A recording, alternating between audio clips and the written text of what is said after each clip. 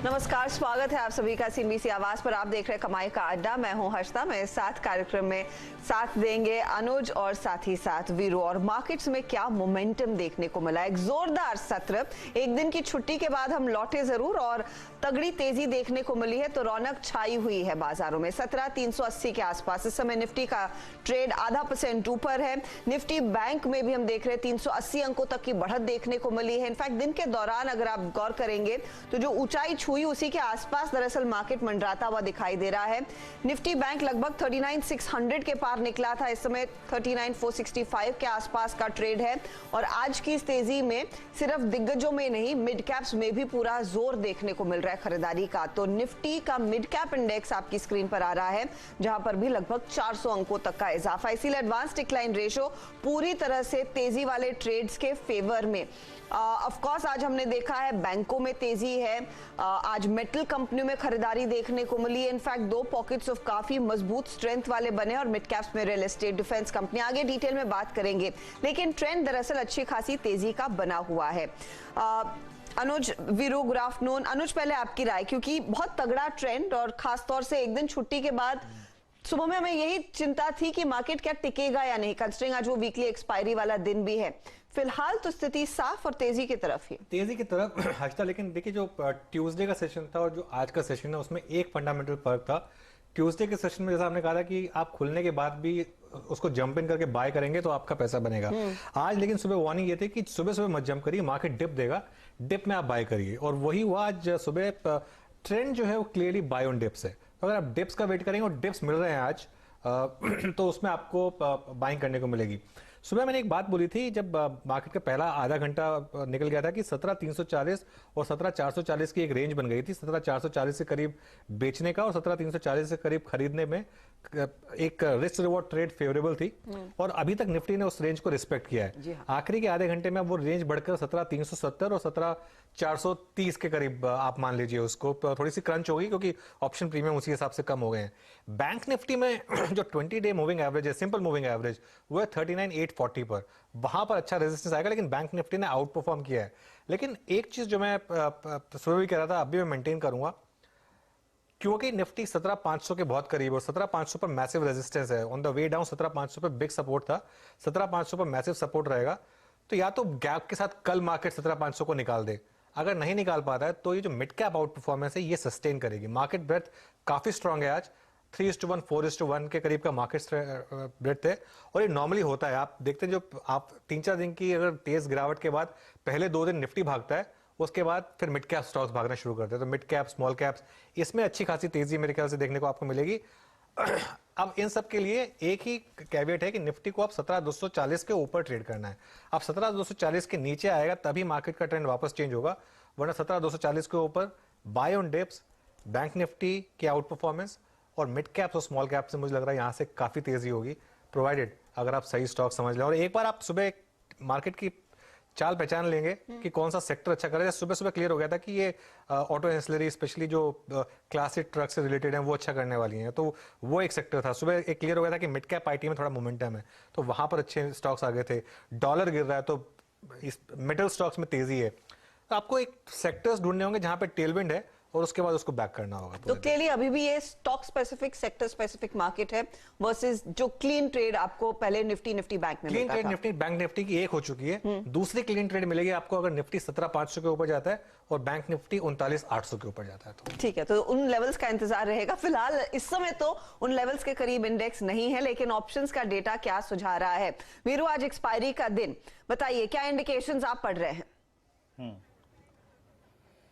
देखिए हर्षित, अगर आप इस वक्त 6 कॉल्स और पुट्स को देखें, आई मीन निफ्टी बैंक की, आपको एक चीज तो नजर आएगी कि जिन लेवल्स को निफ्टी और निफ्टी बैंक छोड़ के आए थे उनको रिविजिट करने को तैयार नहीं। इस सेशन की महत्वपूर्ण बात यही है हर्षित मेरे लिए। इनफैक्ट अनुज ने बहुत राइटली पॉइंट आउट किया कि एक दिन था डिप को बाय करने का। क्यों? 17,500 पे कॉल राइटर थे। ऑल दो मंथली कॉन्ट्रैक्ट पे याद रखिएगा 17,500 की पुट कॉल रेशियो 0.75 के ऊपर फ्लोट करे, that's a good indication. But आपको याद होगा सुबह हर्षिता हमने एक लेवल डिस्कस किया था, इट वाज 17,328। क्या था वो लेवल? अगर आप डेली चार्ट्स पे देखें तो वो था हमारी 23 सितंबर की लो का क्लोज, कैंडल का क्लोज, और exactly 20-day exponential moving average वही लोवेस्ट ट्रेजेक्टरी है। सो अगर आपने वहां बाय किया है तो ठीक है, अच्छी बात है, बट इस वक्त स्क्रीन पे क्लियरली विजिबल है हर्षदा कि 17,400 का कॉल राइटर आज की एक्सपायरी के पॉइंट ऑफ व्यू से एक बहुत स्ट्रॉन्ग ग्रिप लेके बैठा है। OI एडिशंस देखिए 1.2 CR, outstanding OI 1.7 CR। So it seems difficult, ये थोड़ा सा मुश्किल है, याद रखिएगा। और सुबह अगर आप पहले पिवट लेवल्स को नोट करते हैं तो 17,410 ये थोड़ा सा मुश्किल है। तो अभी के लिए लग रहा है कि जो ज्यादा बड़ा गेम था, जो एक स्विंग था 340 जैसे कि अनुज ने मेंशन किया टुवर्ड्स 410, वो तो हासिल हो चुका है। बट जिसे कहते हैं ना एक्सपायरी रेटेड स्विंग, वो तभी आएगा अगर हम इस डेटा के मुताबिक 410 420 की ट्रेजेक्टरी के ऊपर कुछ टाइम सस्टेन करें तो एक स्विंग मिल सकता है। लेकिन वो स्विंग आएगा कब? वो अगर आएगा तो under the leadership of bank Nifty ही आएगा।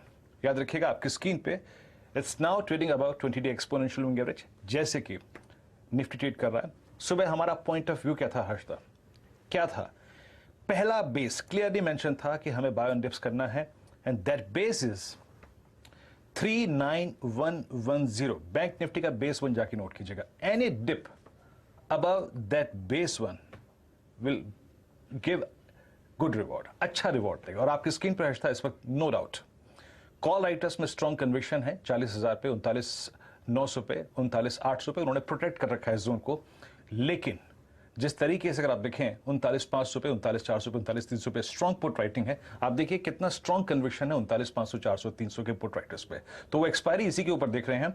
बट अगर आपको एक स्विंग ट्रेड मिल चुका है तो अच्छी बात है। बट नेक्स्ट स्विंग तभी आएगा जब आप 39,550 के जोन को सस्टेन करें। हर्षदा एक बस आखिरी में ऐड करूंगा, अगर निफ्टी और बैंक निफ्टी का ये क्लोज अबाउट 20 डे आता है तो ये एक अच्छी क्लोज होगी नेक्स्ट वीकली कॉन्ट्रैक्ट के लिए, जो कि कल से शुरू होगा। Harshada over to you. Harshada एक HDFC और HDFC बैंक का इंट्राडे चार्ट एक बार जरा देख लेते हैं, क्योंकि अभी एकदम से जस्ट हल्का सा एक नॉक आया है मार्केट में। ये नॉक मतलब इतना आपको प्रोनाउंस नहीं दिखेगा क्योंकि मार्केट इतना ऊपर है इसके लिए, लेकिन HDFC और HDFC बैंक दोनों, और ये दोनों नॉर्मली वीकली एक्सपायरी वाले दिन तंग करते हैं एक्चुअली मार्केट को। मैंने हमेशा देखा है कि अगर कोई स्टॉक्स आके अगर मूड खराब कर देते हैं वीकली एक्सपायरी पे तो वो ये दोनों है, HDFC और HDFC बैंक, क्योंकि इन दोनों का वेट इतना है कि इवन दो अंडर परफॉर्म किया इन लोगों ने, लेकिन फिर भी लेकिन दोनों रेड में आ गए हैं HDFC और HDFC बैंक दोनों। कोटक भी अंडर परफॉर्म कर रहा है, लेकिन कोटक फिर भी आज थोड़ा रिलेटिवली बेटर है। तो ये एक इसके लिए एक रीजन है कि जो हायर लेवल पे आप चेज नहीं कर सकते इस मार्केट को। चेज करेंगे आज, अगर आपने चेज किया मार्केट को तो आप एक्चुअली पनिश हुए होंगे। आज पैसा नहीं बना होगा आपका। ट्यूसडे को जो क्लीन पैसा बना था वो आज नहीं बना होगा। और अब अगले हफ्ते की जो स्ट्रैटेजी है वो आज की क्लोज पे काफी कुछ डिपेंड करेगा, और यूएस मार्केट कैसे बंद होता है। जो मैं सुबह भी कह रहा था, ये सब चीजें अभी हम डिसाइड कर रहे हैं क्योंकि यूएस मार्केट 2-3 दिन के अप ट्रेंड में है। वहां अगर हल्का सा भी नेगेटिव ट्रेंड आया तो फिर वो हमारा ट्रेंड भी खराब करेगा, ये बात ध्यान रखिएगा बस। तो एक रियलिटी चेक ले लेते हैं, क्योंकि अमेरिकी बाजारों में कल जो जोश था वो इतना नहीं है जो ताजा तस्वीर यूएस का फ्यूचर्स इंडिकेट कर रहा है। डाउ फ्यूचर्स आपके सामने करीब 64 से 70 अंकों की गिरावट पर, और नैस्डैक फ्यूचर्स अब लगभग, मेरे पास जो ताजा डेटा दिख रहा है वो 35 पॉइंट नीचे आ चुका है। तो कल की तेजी थोड़ी सी हल्की होती हुई दिखाई दे रही। चलिए आपको दिखाते हैं कुछ ट्रेड जहां पर सबसे ज्यादा एक्शन आज दिन भर देखने को मिला है। क्लोजिंग में इनमें क्या एक्शन रहेगा, क्या एक्टिविटी आपकी होगी, उस पर भी हम बात करेंगे। लेकिन ट्रेंडिंग काउंटर्स में आप गौर करें, एक तो मेटल कंपनियां जिसका हम पहले भी जिक्र कर रहे थे, हिंडाल्को 4% ऊपर, JSW स्टील में भी 4% से ज्यादा का इजाफा बनता दिखाई दिया है। वो क्लास 8 ट्रक वाली स्टोरी पर आगे डिटेल में बात होगी, लेकिन इसका सबसे बड़ा फायदा भारत फोर्ज को मिला जहां पर 8% तक के गेन्स देखने को मिले। पर्सिस्टेंट सिस्टम्स, JP मॉर्गन की एक बहुत ही तगड़ी रिपोर्ट आई है, 4100 का टारगेट, और स्टॉक भागा 7%। इसके अलावा आप देखिए कुछ और स्टॉक्स है जहां पर सबसे ज्यादा एक्शन ट्रेडर्स ने लिया है, हालांकि ये मंदी वाले ट्रेड्स हैं। तो मंदी कहां हुई है? HUL आज थोड़ा सा लड़खड़ाता हुआ। गोदरेज कंज्यूमर के दरअसल Q2 के अपडेट के बाद बाकी FMCG कंपनियों में मुनाफा वसूली हावी हुई है। गोदरेज कंज्यूमर खुद 4.5% नीचे, डाबर में 1.5% का नुकसान, तो 2% की गिरावट पर HUL। वहीं दूसरी तरफ ग्रैन्यूल्स इंडिया भी आज थोड़ा सा करेक्शन जोन में है, 2% के नुकसान पर ट्रेड करता हुआ। तो ये कुछ स्टॉक्स हैं जो सबसे ज्यादा हरकत में थे और यहां पर प्रेशर और तेजी दोनों देखने को मिली है। चलिए हमारे जानकारों को फटाफट फटाफट जोड़ना शुरू करते हैं, फिर कुछ ट्रेड्स पर भी उनकी राय ली जाएगी। आज फंडामेंटल्स पर हम डिटेल में बात करेंगे आशीष महेश्वरी से। टेक्निकल पैनल में हमारे साथ तैयार हैं एकदम सचिदानंद उत्तेकर, आशीष चतुर्मोता, राजेश पालविया, मानस जायसवाल और आशीष बहेती। ये सब आपको बताएंगे कि आज इस वीकली एक्सपायरी के दिन कौन से स्पेसिफिक ट्रेड्स पर फोकस करना है। फिर आपके लिए आएगा चार का चौका। 2:20 पर सचिदानंद देंगे सस्ता ऑप्शन। चार का चौका के अंश में एफएनओ सुपरस्टार राजेश पालविया की तरफ से, चार्ट का चमत्कार आशीष चतुर्मोता के जिम्मे और मिड कैप फंडा आशीष महेश्वरी देंगे। क्लास 8 ट्रक की स्टोरी बहुत मजबूत दिख रही है, बहुत ही बढ़िया डेटा, और उस पर रामकृष्ण फोर्जिंग्स के एग्जीक्यूटिव डायरेक्टर और सीएफओ ललित खैतान हमारे साथ जुड़ने वाले हैं कुछ ही देर में। इसके अलावा क्या चल रहा है में फोकस रहेगा आज डिफेंस कंपनियों पर। बहुत तगड़े वॉल्यूम्स के साथ यहां पर हर रोज हो रही है खरीदारी। हर्षित कपाड़िया जो एलारा सिक्योरिटी से हैं, इस सेक्टर को क्लोजली ट्रैक करते हैं, उनसे एक चेक लेंगे। डीलिंग रूम में किन किन स्टॉक्स में एक्शन बन रहा है ये भी आपको बताएंगे यातिन आज। तो ढेर सारा एक्शन आज के दिन स्क्रीन पर, कई सारे जानकारों की राय भी। बस एक स्टॉक मैं का जिक्र कर लेता हूँ। आज तो सुबह सुबह मार्केट खुलते हमने इसकी बात की थी, परसिस्टेंट सिस्टम्स 7% ऊपर है इस समय, और ये जो हम सुबह बात कर रहे थे ब्रोकरेज व्यू पर, जेपी मॉर्गन का जो व्यू था, और उन्होंने डबल अपग्रेड किया था उसको, ओवरवेट ले आए थे उसको। मेरे ख्याल से काफ़ी समय के बाद हमने किसी आईटी स्टॉक में एक अपग्रेड देखा है। नॉर्मली ये देख नहीं रहे हम, और जो बात मैं सुबह भी बोल रहा था कि इस अर्निंग सीजन में मिड कैप आईटी में अगर आप ढंग से कुछ कंपनी आइडेंटिफाई कर लेंगे तो आपको पॉजिटिव ट्रेड्स मिलेंगे। ओवरऑल आईटी का ट्रेंड अभी भी नेगेटिव है, और मैं ये बोल रहा हूँ इवन आईटी इंडेक्स के लिए कि हायर लेवल पर यहाँ पे फिर वापस सेलिंग आएगी, लेकिन individual mid cap IT stocks में थोड़ा दमखम है, और ये आपको अभी भी कुछ ट्रेड्स देगा। लेकिन ओवरऑल आईटी में अभी भी बेरिशनेस है, क्योंकि हायर लेवल पर सेलिंग का हमेशा रिस्क रहेगा। इनफैक्ट निफ्टी आईटी पर आगे डिस्कशन भी करेंगे, तकनीकी तौर पर किस तरह से पॉइज्ड है। अच्छा, एक और चीज जिस पर नजरें होनी चाहिए वो है रुपए की चाल। देखिए, रुपए की जब शुरुआत हुई थी ये 1 पैसे मजबूत खुला था, इस समय डे लो पर है। तो ये आपके सामने आंकड़ा 8151 के आसपास मुझे याद है यहाँ पर शुरुआत हुई थी, और 32 पैसे कमजोर हो चुका है वहां से। तो प्रेशर क्लियरली माउंट होता हुआ रुपी कमजोर पड़ रहा है डॉलर के मुकाबले, और जब भी ऐसी स्थिति उभर कर आती है भारतीय बाजारों में भी कुछ मुनाफा वसूली देखने को मिलती है। डॉलर इंडेक्स देखें फिर, इसकी वजह से तो नहीं गिरा है, मतलब कई बार, क्योंकि ये जो चीजें हैं ये एक साथ नहीं होती है। मतलब अगर इंडियन मार्केट का डॉलर का मूव आ रहा है तो मेरे ख्याल से एक बार बस डॉलर इंडेक्स इंट्राडे देख लेते हैं। 111 ये सुबह का जो लो था इसका, आज था 110.7 था। तो अभी पिछले 1 घंटे में इसमें भी मूव आया, लेकिन क्लियरली डॉलर रुपये में थोड़ा सा मूव है। तो वो शाम को एफआई के डेटा भी देखते हैं कि बाय या सेल है। जी हाँ, तो उसको हम रेडार पर रखेंगे। वीरू, जानकारों को जोड़ना शुरू करें। जी हाँ, चलिए हर्षिता भाई काम करते हैं, ट्रेड लेना शुरू करते हैं। यहाँ पे मार्केट्स थोड़ा सा आप देखें, leadership of in fact HDFC group के सारे स्टॉक्स जो हैं वो इस वक्त कोलैप्स हो रहे हैं थोड़ा सा। खैर, और थोड़ा कैपिटल गुड्स में काफ़ी अच्छे स्विंग आ रहे हैं, और इसमें एक बार सिमंस को लिखा आइएगा आपकी स्क्रीन पे, डे हाई की डायरेक्टरी मार्केट ट्रेड कर रहा है। ट्रेड्स को पिक करते हैं, और पहले मानस आपका व्यू एग्जैक्टली इस वक्त क्या चेज करना चाहेंगे आप, और क्या इंप्रेस कर रहा है आपको इस वक्त ये ट्रेड एट 2? तो देखिए वीरेंद्र जी, एसआरएफ पे ध्यान देना चाहिए, क्योंकि अगर आप केमिकल क्षेत्र की कंपनीज देखें तो आज मॉर्निंग में भी बाइंग इंटरेस्ट देखने को मिला था, लेकिन एसआरएफ पे कंसोलिडेशन दिख रहा था मॉर्निंग से। अभी कुछ मिनटों पहले एसआरएफ ने ब्रेकआउट दिया, अपने 20-डे मूविंग एवरेज के ऊपर निकला, और ध्यान रखिए कि अभी 2 या 3 दिन पहले स्टॉक ने अपने 100-डे मूविंग एवरेज को टेस्ट किया था, लेकिन उसके नीचे नहीं फिसला था। तो क्योंकि आज 20-डे मूविंग एवरेज ब्रीच हो गया है, उसके ऊपर एसआरएफ निकला है, यहाँ पर खरीदारी करने की राय रहेगी। 2550 के आपको टारगेट रखने हैं, तो 2550 के स्टॉप लॉस से खरीदारी करिए। 2675 तक के टारगेट्स आपको देखने को मिल सकते हैं, और यहाँ पर at the money call option भी ले सकते हैं। 2600 का कॉल ऑप्शन 92 रुपीज पे ट्रेड हो रहा है, वहां पर खरीदारी करिए। 70 रुपए का स्टॉप लॉस लगाइए, ऊपर की तरफ 130 रुपए के टारगेट सेट करिए। चलिए, तो ट्रेड एट 2 में पहला ट्रेड गया है जनाब केमिकल स्पेस से, इट इज एसआरएफ। 2600 की कॉल भी लेनी है, यहाँ पर इसका प्रीमियम है 93.30। ओके, और जो फ्यूचर्स था जब आपने वकालत की थी इसकी, तो करीब 2588 के आसपास केमिकल स्पेस में एसआरएफ का फ्यूचर ट्रेड कर रहा था। अच्छा, ठीक है, और ट्रेड्स को जोड़ते हैं। प्रकाश सर, आप क्या चेस करेंगे 2 बजे? बताइए आपको क्या इंप्रेस कर रहा है।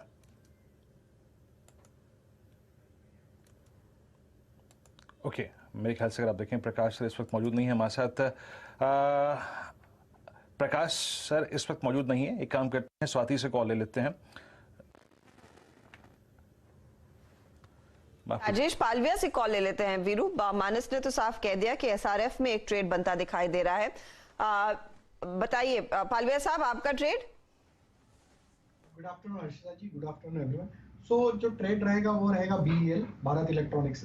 ये स्टॉक में देखें तो पिछले 5 दिन का एक कंसोलिडेशन रेंज का ब्रेकआउट आज होते हुए दिख रहा है और पिछले 5-6 दिन से स्टॉक अपने 50 डे मूविंग एवरेज के आसपास ट्रेड करते हुए दिख रहा है और वहां से सपोर्ट लेके एक अच्छा पुलबैक का ट्रेड यहाँ पे बनते हुए दिखा है। हमें लगता है जिस तरीके से आज शॉर्ट कवरिंग डेटा में भी बनते हुए दिख रही, BEL फ्यूचर यहाँ पे बाय करना चाहिए। अपसाइड के टारगेट एक्सपेक्ट कर रहे हैं हम इसमें करीब 109.50 से लेके 111 तक के।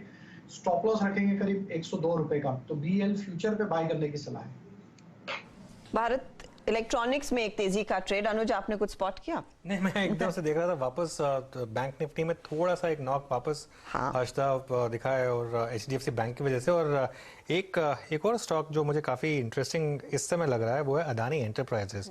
एक बार इंटरडे लेकर आइए इसका, क्योंकि इसमें शुरू में ब्रेकडाउन आया था, फिर ड्यूरिंग द डे बहुत बड़ी तेजी आई थी, अब वापस हल्का सा डिक्लाइन आ रहा है, तो थोड़ा सा वोलेटिलिटी इसमें है। लेकिन मेरी नज़र तो इस समय HDFC ग्रुप पे ही है, क्योंकि एक्सपायरी है 3 PM मूव से पहले। ये क्या एक प्रीएम्प्ट करने की कोशिश कर रहा है, क्योंकि अगर ये इस तरीके से मूव चलता रहा तो निफ्टी और बैंक निफ्टी के लिए थोड़ी सी मुश्किल हो सकती है एक्सपायरी पर, खासतौर से अगर आप 17,400 को नहीं क्रॉस कर पाए। तो इसके लिए इन 3 स्टॉक्स पर नजर रखिए, HDFC बैंक और HDFC लाइफ। दो HDFC लाइफ का इतना वेट नहीं है, HDFC और HDFC बैंक का काफी है। लगे हाथ इनफैक्ट एक बार निफ्टी बैंक के कंट्रीब्यूटर्स दिखाएंगे तो समझ में आएगा कि कितना वेट दरअसल HDFC और HDFC बैंक का है और वो कितना ड्रैग कर रहे हैं। दरअसल इस समय कार्यक्रम की शुरुआत में ठीक हम यही कह रहे थे कि 300 पॉइंट से ज्यादा की बढ़त थी निफ्टी बैंक में। इस समय आप देखिएगा ये 280 पॉइंट्स की बढ़त रह गई है। HDFC बैंक का एक अच्छा खासा भार बना है, लगभग 100 पॉइंट का कंट्रीब्यूशन नीचे की तरफ। HDFC तो अलग से है ही, और इंडसइंड बैंक में भी अब हम देख रहे हैं वो पोजीशंस ग्रॉसली हल्की होती हुई दिखाई दे रही है। आशीष चतुर्मोता को जोड़ते हैं। आशीष, निफ्टी बैंक क्या कुछ इंडिकेट कर रहा है कि हम शायद एक थोड़ा सा हल्का क्लोज दिखाएंगे? देखिए, तो हर्षदा यहाँ पे ऑब्वियसली अनुज ने बहुत राइटली मेंशन ऑलरेडी कर चुके हैं कि बैंक निफ्टी के अंदर एक बड़ा वेट HDFC और HDFC बैंक का है, और क्योंकि ये दोनों ही स्टॉक कहीं ना कहीं एक डिप दिखा रहे हैं, तो जिसके चलते मुझे प्रॉफिट बुकिंग हम देख रहे हैं। बट अगर से आप देखें तो ICICI बैंक में एक बहुत अच्छी स्ट्रेंथ नजर आ रही है। तो अगर से मुझे पेयर ट्रेड लेना हो तो मैं long ICICI, short HDFC bank का एक पेयर ट्रेड रिकमेंड करूंगा। इन निफ्टी बैंक निफ्टी पर से मेरा मानना है 39,200 39,150 पे एक अच्छा सपोर्ट देखने को नजर आएगा। बट कोई बड़े मूव इस समय उसमें मुझे नजर नहीं आते, क्योंकि HDFC बैंक की गिरावट की वजह से शायद इंडेक्स साइडवेज रहे। बट ICICI बैंक में एक आउट परफॉर्मेंस होता हुआ मुझे नजर आता है। तो long ICICI, short HDFC bank trade लिया जा सकता है। अब जहां तक कि मेरे इंडिविजुअल पिक का सवाल है, तो मैं स्पेशलिटी केमिकल में ही बात करूंगा, और पूरी जो फ्लोरीन बेस्ड केमिस्ट्री के प्लेयर्स हैं वो काफी अच्छी स्ट्रेंथ दिखा रहे हैं, चाहे वो SRF हो, नवीन फ्लोरिन हो या गुजरात फ्लोरो हो। तो ऑलरेडी मानस ने SRF की बात की, वहां पे मेरा भी काफी पॉजिटिव रुझान बना हुआ है। इसी स्पेस से जो दूसरी कंपनी में टॉप पिक के तौर पर रिकमेंड करूंगा वो होगी गुजरात फ्लोरो केमिकल्स की। मुझे लगता है इस स्टॉक में कंसिस्टेंटली एक स्ट्रॉन्ग डिलीवरी वॉल्यूम हमें देखने को नजर आ रहा है, और जिस तरह से स्टॉक 4093 पे इस समय ट्रेड कर रहा है, यहाँ पे मुझे लगता है एक अपस्विंग आपको देखने को नजर आएगा 4350 4400 की ट्रेजेक्टरी तक। तो 4000 के स्टॉप लॉस के साथ गुजरात फ्लोरो में पोजीशन बनानी चाहिए। 4350 4400 के लक्ष्य शॉर्ट टर्म में इस स्टॉक में देखने को नजर आ सकते हैं। आगे बढ़े इससे पहले हर्षदा एक बात बोलूंगा मैं, ये जो रुपये में डिक्लाइन है उसका एक कारण ब्रेंट क्रूड प्राइस में जो तेजी आप देख रहे हैं वो भी हो सकता है। और मेरे ख्याल से ये जो कॉम्बिनेशन है ना, ब्रेंट क्रूड 94 क्रॉस कर रहा है, 96 काफ़ी बड़ा लेवल है। जो ग्लोबली बात कर रहे हैं लोग कि अगर ब्रेंट क्रूड ने 96 क्रॉस किया तो एक 4 महीने का जो डाउन ट्रेंड है वो खत्म हो जाएगा। तो 4 महीने से हमको एक टेलविंड मिल गई ब्रेंट क्रूड की वजह से।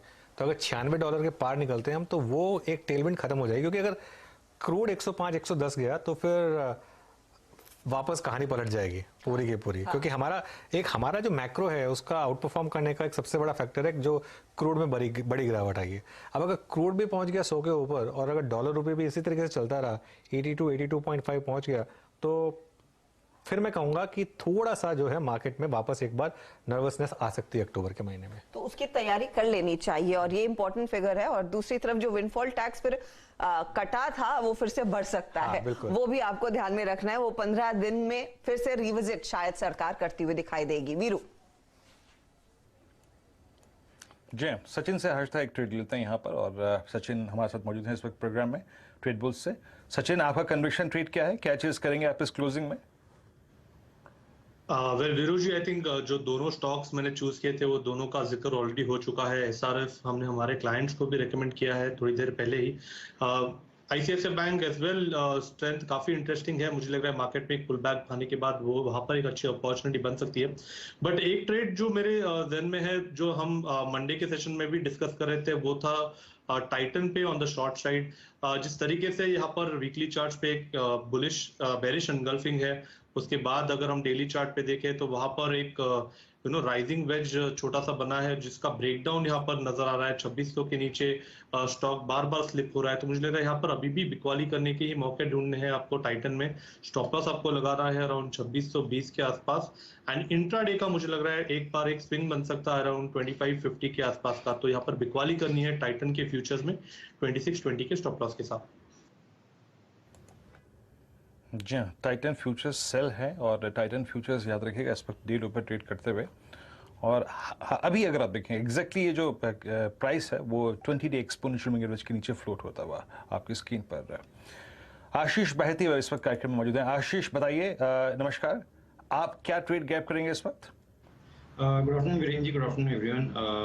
वीरेन जी, दीपक नाइट्राइट पे नज़र है। ये सुबह भी हमने डिस्कस ज़रूर किया था, लेकिन जो स्ट्रक्चर बना हुआ है वो काफ़ी कन्विंसिंग है। हमें लगता है कि करंट लेवल पे भी ज़रूर इसमें एक तेज़ी की तरफ ट्रेड बनाना चाहिए। 2120 का एक स्टॉप लॉस मेंटेन करे, और जो टारगेट्स है इसके करीब करीब 2223 के।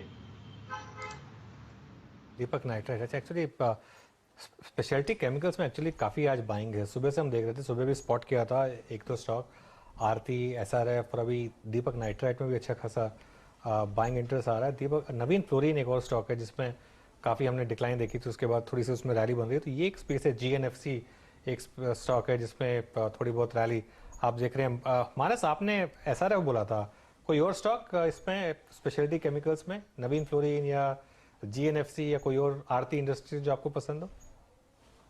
देखिए, आरती इंडस्ट्रीज की भी मैंने बात की थी आज मॉर्निंग सेशन में, क्योंकि आरती ने भी जो 765 का रेजिस्टेंस उसको ब्रीच किया था। तो मेरा समझना है कि क्योंकि यहाँ पर अंडर परफॉर्मेंस देखने को मिला है, 920 से क्रैक होना शुरू हुआ था 720 तक, तो मेरा समझना है कि बाउंस बैक भी थोड़ा शार्प देखने को मिलेगा और स्टॉक अपने 20 डे मूविंग एवरेज को टेस्ट करने की कोशिश करेगा, जो कि 810 रुपए है। तो यहाँ पर अभी भी खरीदारी करने की राय है। सुबह से तो कंसोलिडेशन देख रहे हैं, लेकिन मेरे ख्याल से कंसोलिडेशन के बाद हमें ऊपर की तरफ एक ब्रेकआउट देखने को मिलेगा। तो अभी भी यहाँ पर खरीदारी करनी चाहिए। 760 के नीचे आपको स्टॉप लॉस सकता है, और ऊपर की तरफ 800 पहला टारगेट, और उसके ऊपर शायद 812 रुपए तक के टारगेट्स आपको देखने को मिलेंगे। ओके, तो 769 के आसपास इस समय 812 तक के लेवल्स आगे देखने को मिल सकते हैं। ध्यान रहे कि आरती इंडस्ट्रीज ने अपनी एजीए में जो रोड मैप रखा था, एक तो फार्मा बिजनेस के डीमर्जर का, दूसरा इनके केमिकल बिजनेस में जिस तरह के इन्वेस्टमेंट की बात की थी वो काफी प्रॉमिसिंग था। हालांकि उन स्टेटमेंट्स के बाद एक तरफा गिरावट और मुनाफा वसूली का शिकार बनाया काउंटर, और अब चार्ट पर शायद कुछ और रिकवरी के संकेत बनते हुए दिखाई दे रहे हैं। तो 800-812 के लिए एक मौका मानस ने दरअसल चुना है आरती इंडस्ट्रीज में। चलिए, चार का चौका की भी शुरुआत करते हैं, और सचिन तैयार हैं अपने सस्ता ऑप्शन के साथ। सचिन।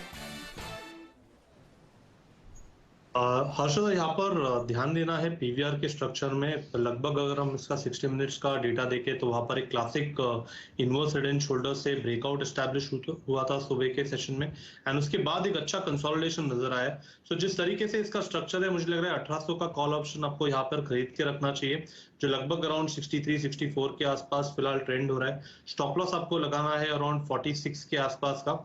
इंट्राडे का मुझे लग रहा है टारगेट लगभग अराउंड 86 के आसपास का बन सकता है। पोजिशनल टारगेट होगा अराउंड 120 का। मुझे लग रहा है पीवीआर में एक अच्छे उछाल की तैयारी है, एंड पोजिशनली जिस तरीके से ये स्ट्रक्चर है, लगभग 1920-1940 के आसपास के स्विंग्स भी बन सकते हैं अगले कुछ दिनों में।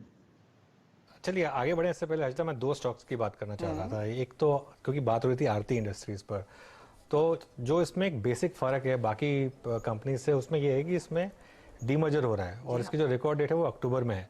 तो इसके लिए इस स्टॉक पे थोड़ी सी सुस्ती ये है क्योंकि जब ये दोनों कंपनियां अलग हो जाएंगी, क्योंकि कई लोगों को फार्मा बिजनेस नहीं चाहिए, उनको लगता है कि स्पेशलिटी केमिकल बिजनेस है, आप स्पेशलिटी केमिकल ही करिए।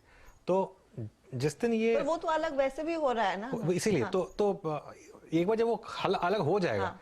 तो उसके बाद लोग बाय करेंगे। जब वो अलग होकर लिस्ट होगा, जब उसके बाद जब ये खाली रह जाएगी आरती इंडस्ट्रीज। अभी अगर आप आरती इंडस्ट्रीज बाय करेंगे तो जब वो फार्मा बिजनेस लिस्ट होगा, किस लेवल पे लिस्ट होता है कोई भरोसा नहीं है आपको, क्योंकि उस समय एक सम द पार्ट की वैल्यूएशन है इसकी 772 की। वो जब लिस्ट होगा, कई लोगों ने मुझसे पूछा है कि आरती इंडस्ट्रीज क्यों अंडर परफॉर्म कर रहा है अगर सेम सेक्टर में है तो इसके लिए तो जो लोग सिर्फ एक स्पेशलिटी केमिकल्स को प्ले करना चाहते हैं वो लोग आरती इंडस्ट्रीज नहीं ले रहे हैं, वो वेट कर रहे हैं इसका डीमर्जर होने की। जिस दिन रिकॉर्ड डेट होगी, जिस दिन इसका स्टॉक का भाव आपको 700 नहीं दिखेगा, उस दिन इसका भाव कम हो जाएगा क्योंकि वो फार्मा बिजनेस की वैल्यू निकल जाएगी उसमें से। मेरे ख्याल से उस दिन के बाद से ये स्टॉक जो है कैचअप प्ले करेगा, जो SRF, नवीन फ्लोरिन, दीपक नाइट्राइट, बाकी जो स्टॉक्स ने जो जितना आउट परफॉर्म किया है उसके बाद ये कैचअप प्ले करेगा। तो ये एक इसके ऊपर बात थी। और एक और इंडिगो का चार्ट देख लीजिए, हायर लेवल से सेलिंग, जो सुबह 2 हेडविंड्स डिस्कस हो रहे थे, क्रूड का काफी बड़ा फैक्टर है। अगर क्रूड 96 क्रॉस करेगा तो ये जो इंडिगो है, इंडिगो देखिए इस समय डेज लो बनाता हुआ। जी हाँ, तो इंडिगो नरम पड़ रहा है, यहाँ पर ज्यादा कुछ उस ECLGS स्कीम का कुछ फायदा नहीं मिला। लेकिन दूसरी तरफ स्पाइस जेट में आग लगी थी सुबह में, मुझे याद है, तो वहां पर लोगों ने क्या फायदा उठाया, एग्जिट किया या नहीं। स्टॉक इस समय सिर्फ 2 रुपए ऊपर 5.5% के गेन्स देखने को मिल रहे हैं। इस पर पालविया साहब व्यू क्या है? अगर मेरे पास स्पाइस जेट है तो क्या करंट लेवल्स पे एग्जिट कर लेना चाहिए इफ इट ऑल प्रॉफिट बन रहा है, या ईदर वे चार्ट की स्थिति कुछ और बेहतर होने के आसार हैं या नहीं? तो हर्षा जी देखिए, स्टॉक को अगर हम short to medium term setup पे देखें तो वीकली चार्ट पे अगर एक डाउन स्लोपिंग चैनल में ये ट्रेवल करते हुए दिख रहा है। अभी भी हमें लगता है जब तक ये स्टॉक में 44-45 के रेंज को ब्रेकआउट नहीं होगा, स्टॉक में हायर साइड पे सप्लाई बना हुआ रहेगा। तो जिनके पास मुनाफा है, जिन्होंने लोअर साइड पे लिया है, उन्हें सलाह यही रहेगी कि एग्जिट कर ले। 44-45 का ब्रेकआउट इसके लिए काफी इंपॉर्टेंट रहेगा, क्योंकि ऑलमोस्ट अगर हम देखें तो 7 से 8 वीक से स्टॉक एक डाउन ट्रेंड में ही ट्रेड कर रहा है और ये चैनल को फॉलो कर रहा है। तो ओवरऑल इसका अभी भी सेटअप वीक ही है। पुल बैक जो मिला है इसको एग्जिट अपॉर्चुनिटी जैसा यूज करना चाहिए। जी, स्पाइस जेट आपकी स्क्रीन पर आप देखिए 6.5% ऊपर। अच्छा, मैं एक स्टॉक और डिस्कस करना चाहूंगा, जैसे कि अभी सचिन ने कुछ देर पहले एक टाइटन की शॉर्ट कॉल दी थी। एक स्टॉक और लेके आइए जिसके ऊपर एक वॉल सी क्रिएट हो गई है। Let's bring UltraTech cement. इसमें एक प्राइस डैमेज था 16 सितंबर को। सचिन प्लीज चार्ट देखिएगा एक बार। और 16 सितंबर के बाद से लेके अब तक हमने कभी भी 6500 या फिर 6380 के जोन को बाइसेक्ट नहीं किया। मेरे स्क्रीन पे अभी तक सारी पुट्स जो हैं इसकी डे हाई पे ट्रेड कर रही हैं, और आज और मंगलवार की कैंडल के ठीक ऊपर आपके 3 बड़े एवरेजेस फ्लोट कर रहे हैं। आपका इस स्टॉक पे और इसके प्रेशर पर व्यू क्या है? कोई ट्रेड प्रोस्पेक्टिव यहाँ पर? वीरेंद्र जी, जैसे आपने बताया, यहाँ पर इसके 20 डे एक्सपोनेंशियल मूविंग एवरेज के आसपास काफी स्टिफ रेजिस्टेंस अभी भी नजर आ रहा है, जो लगभग अराउंड 6300 के आसपास है। अगर ये भी पार हो जाता है तो 200 डे एक्सपोनेंशियल मूविंग एवरेज भी प्लेस्ड है 6470 के आसपास। तो I think clarity and directional momentum ये दोनों एवरेजेस के कट होने के बाद ही नजर आना चाहिए।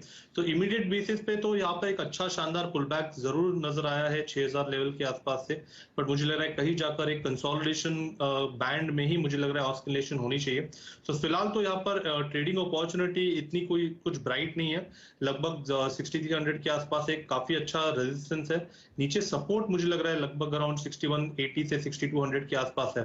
तो यहाँ पर रिवॉर्ड टू रिस्क इतना बेहतरीन नहीं होगा। मुझे लग रहा है यहाँ पर थोड़ा सा समय देना चाहिए स्टॉक को कंसोलिडेट होने के लिए, एंड उसके बाद मुझे लग रहा है एक अच्छा ट्रेंडिंग मूव कैपिटलाइज किया जा सकता है। तो फिलहाल यहाँ पर ट्रेड नहीं बन सकता। मुझे लग रहा है 6300 के आसपास रेजिस्टेंस जो है वो 1 से 2 दिनों के लिए और भी रेजिस्ट करे, एंड नीचे सपोर्ट 6200 के आसपास काफी एविडेंट है।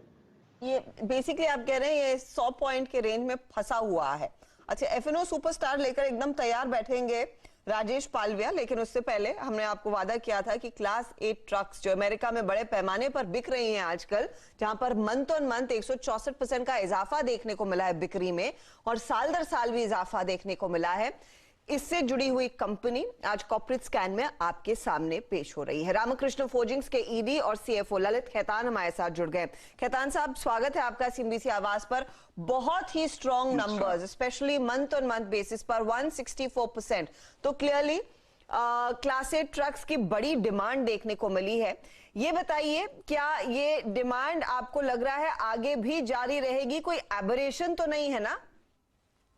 नहीं, ये एबरेशन नहीं है। अगर आप देखो अगस्त की डिमांड भी तो वो काफी अच्छी थी इन कंपैरिजन टू जुलाई, और ये उसका अप ट्रेंड है। हाँ, थोड़ा सा इसमें पेंट अप लग रहा है कि डिमांड हो सकती है थोड़ी पेंट अप हो, और थोड़ा मॉडरेशन हो सकता है, लेकिन समवेयर बिटवीन अगस्त टू सितंबर की जो डिमांड आई है उसके बीच में ये डिमांड मेंटेन होनी चाहिए। तो पहले से, और मैं प्री अगस्त के बारे में पूछ रही हूं, क्या बिजनेस में अच्छे खासे ग्रोथ की आप अपेक्षा कर रहे हैं? क्योंकि क्लास 8 ट्रक्स बड़े पैमाने पर अमेरिका में, नॉर्थ अमेरिका में बिकती है, कनाडा में भी इनका बड़ा पैमाने पर इस्तेमाल होता है। इतनी हम खबरें सुनते हैं कि अमेरिका में स्लो डाउन आ सकता है, रिसेशन का डर है, कुछ संकेत ऐसे जब आप अपने क्लाइंट से बात करते हैं?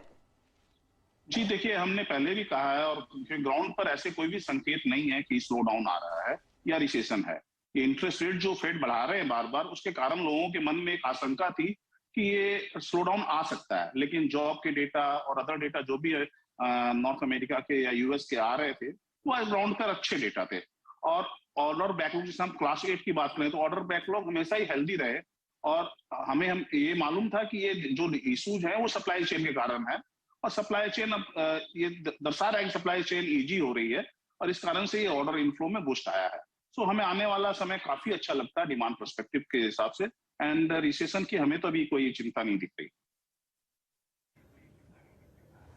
हर्षदा, सही मायने में ललित जी के वक्तव्य ने, ललित जी के कथन ने अगर सुन ले यूएस फेड तो चिंताएं बढ़ा देगा। जनाब, किसी तरीके की कोई रत्ती भर की अगर आप देखें कमी नजर नहीं आ रही है। हम खामखा अगर आप देखें इतने ब्याज बढ़ा रहे हैं। अच्छा ललित जी, सब कुछ बाहर की बातें हो रही हैं, थोड़ा सा डोमेस्टिक मार्केट के बारे में बात करते हैं। We are talking only about class 8 truck sales in US, but domestic CV sir ये कैसा कर रहा है कमर्शियल व्हीकल सेगमेंट? थोड़ा सा इसके बारे में बताइए। डोमेस्टिक सीवी भी सर बहुत बेहतर कर रहा है, और मंथ ऑन मंथ इसके नंबर्स इंप्रूव हो रहे हैं, और on the back of festive season last month भी नंबर काफी अच्छे थे, और आने वाले महीने में भी नंबर्स अच्छे दिख रहे हैं। मतलब और हमारे ओईएम्स इंडिकेशन मिल रहे हैं, H2 will be better than H1 in domestic CV. जब आप कहते हैं will be better, sir how much better? क्योंकि बेसिकली सीवी ट्रक्स में इजाफा आना एक मजबूत इकोनॉमी का संकेत होता है।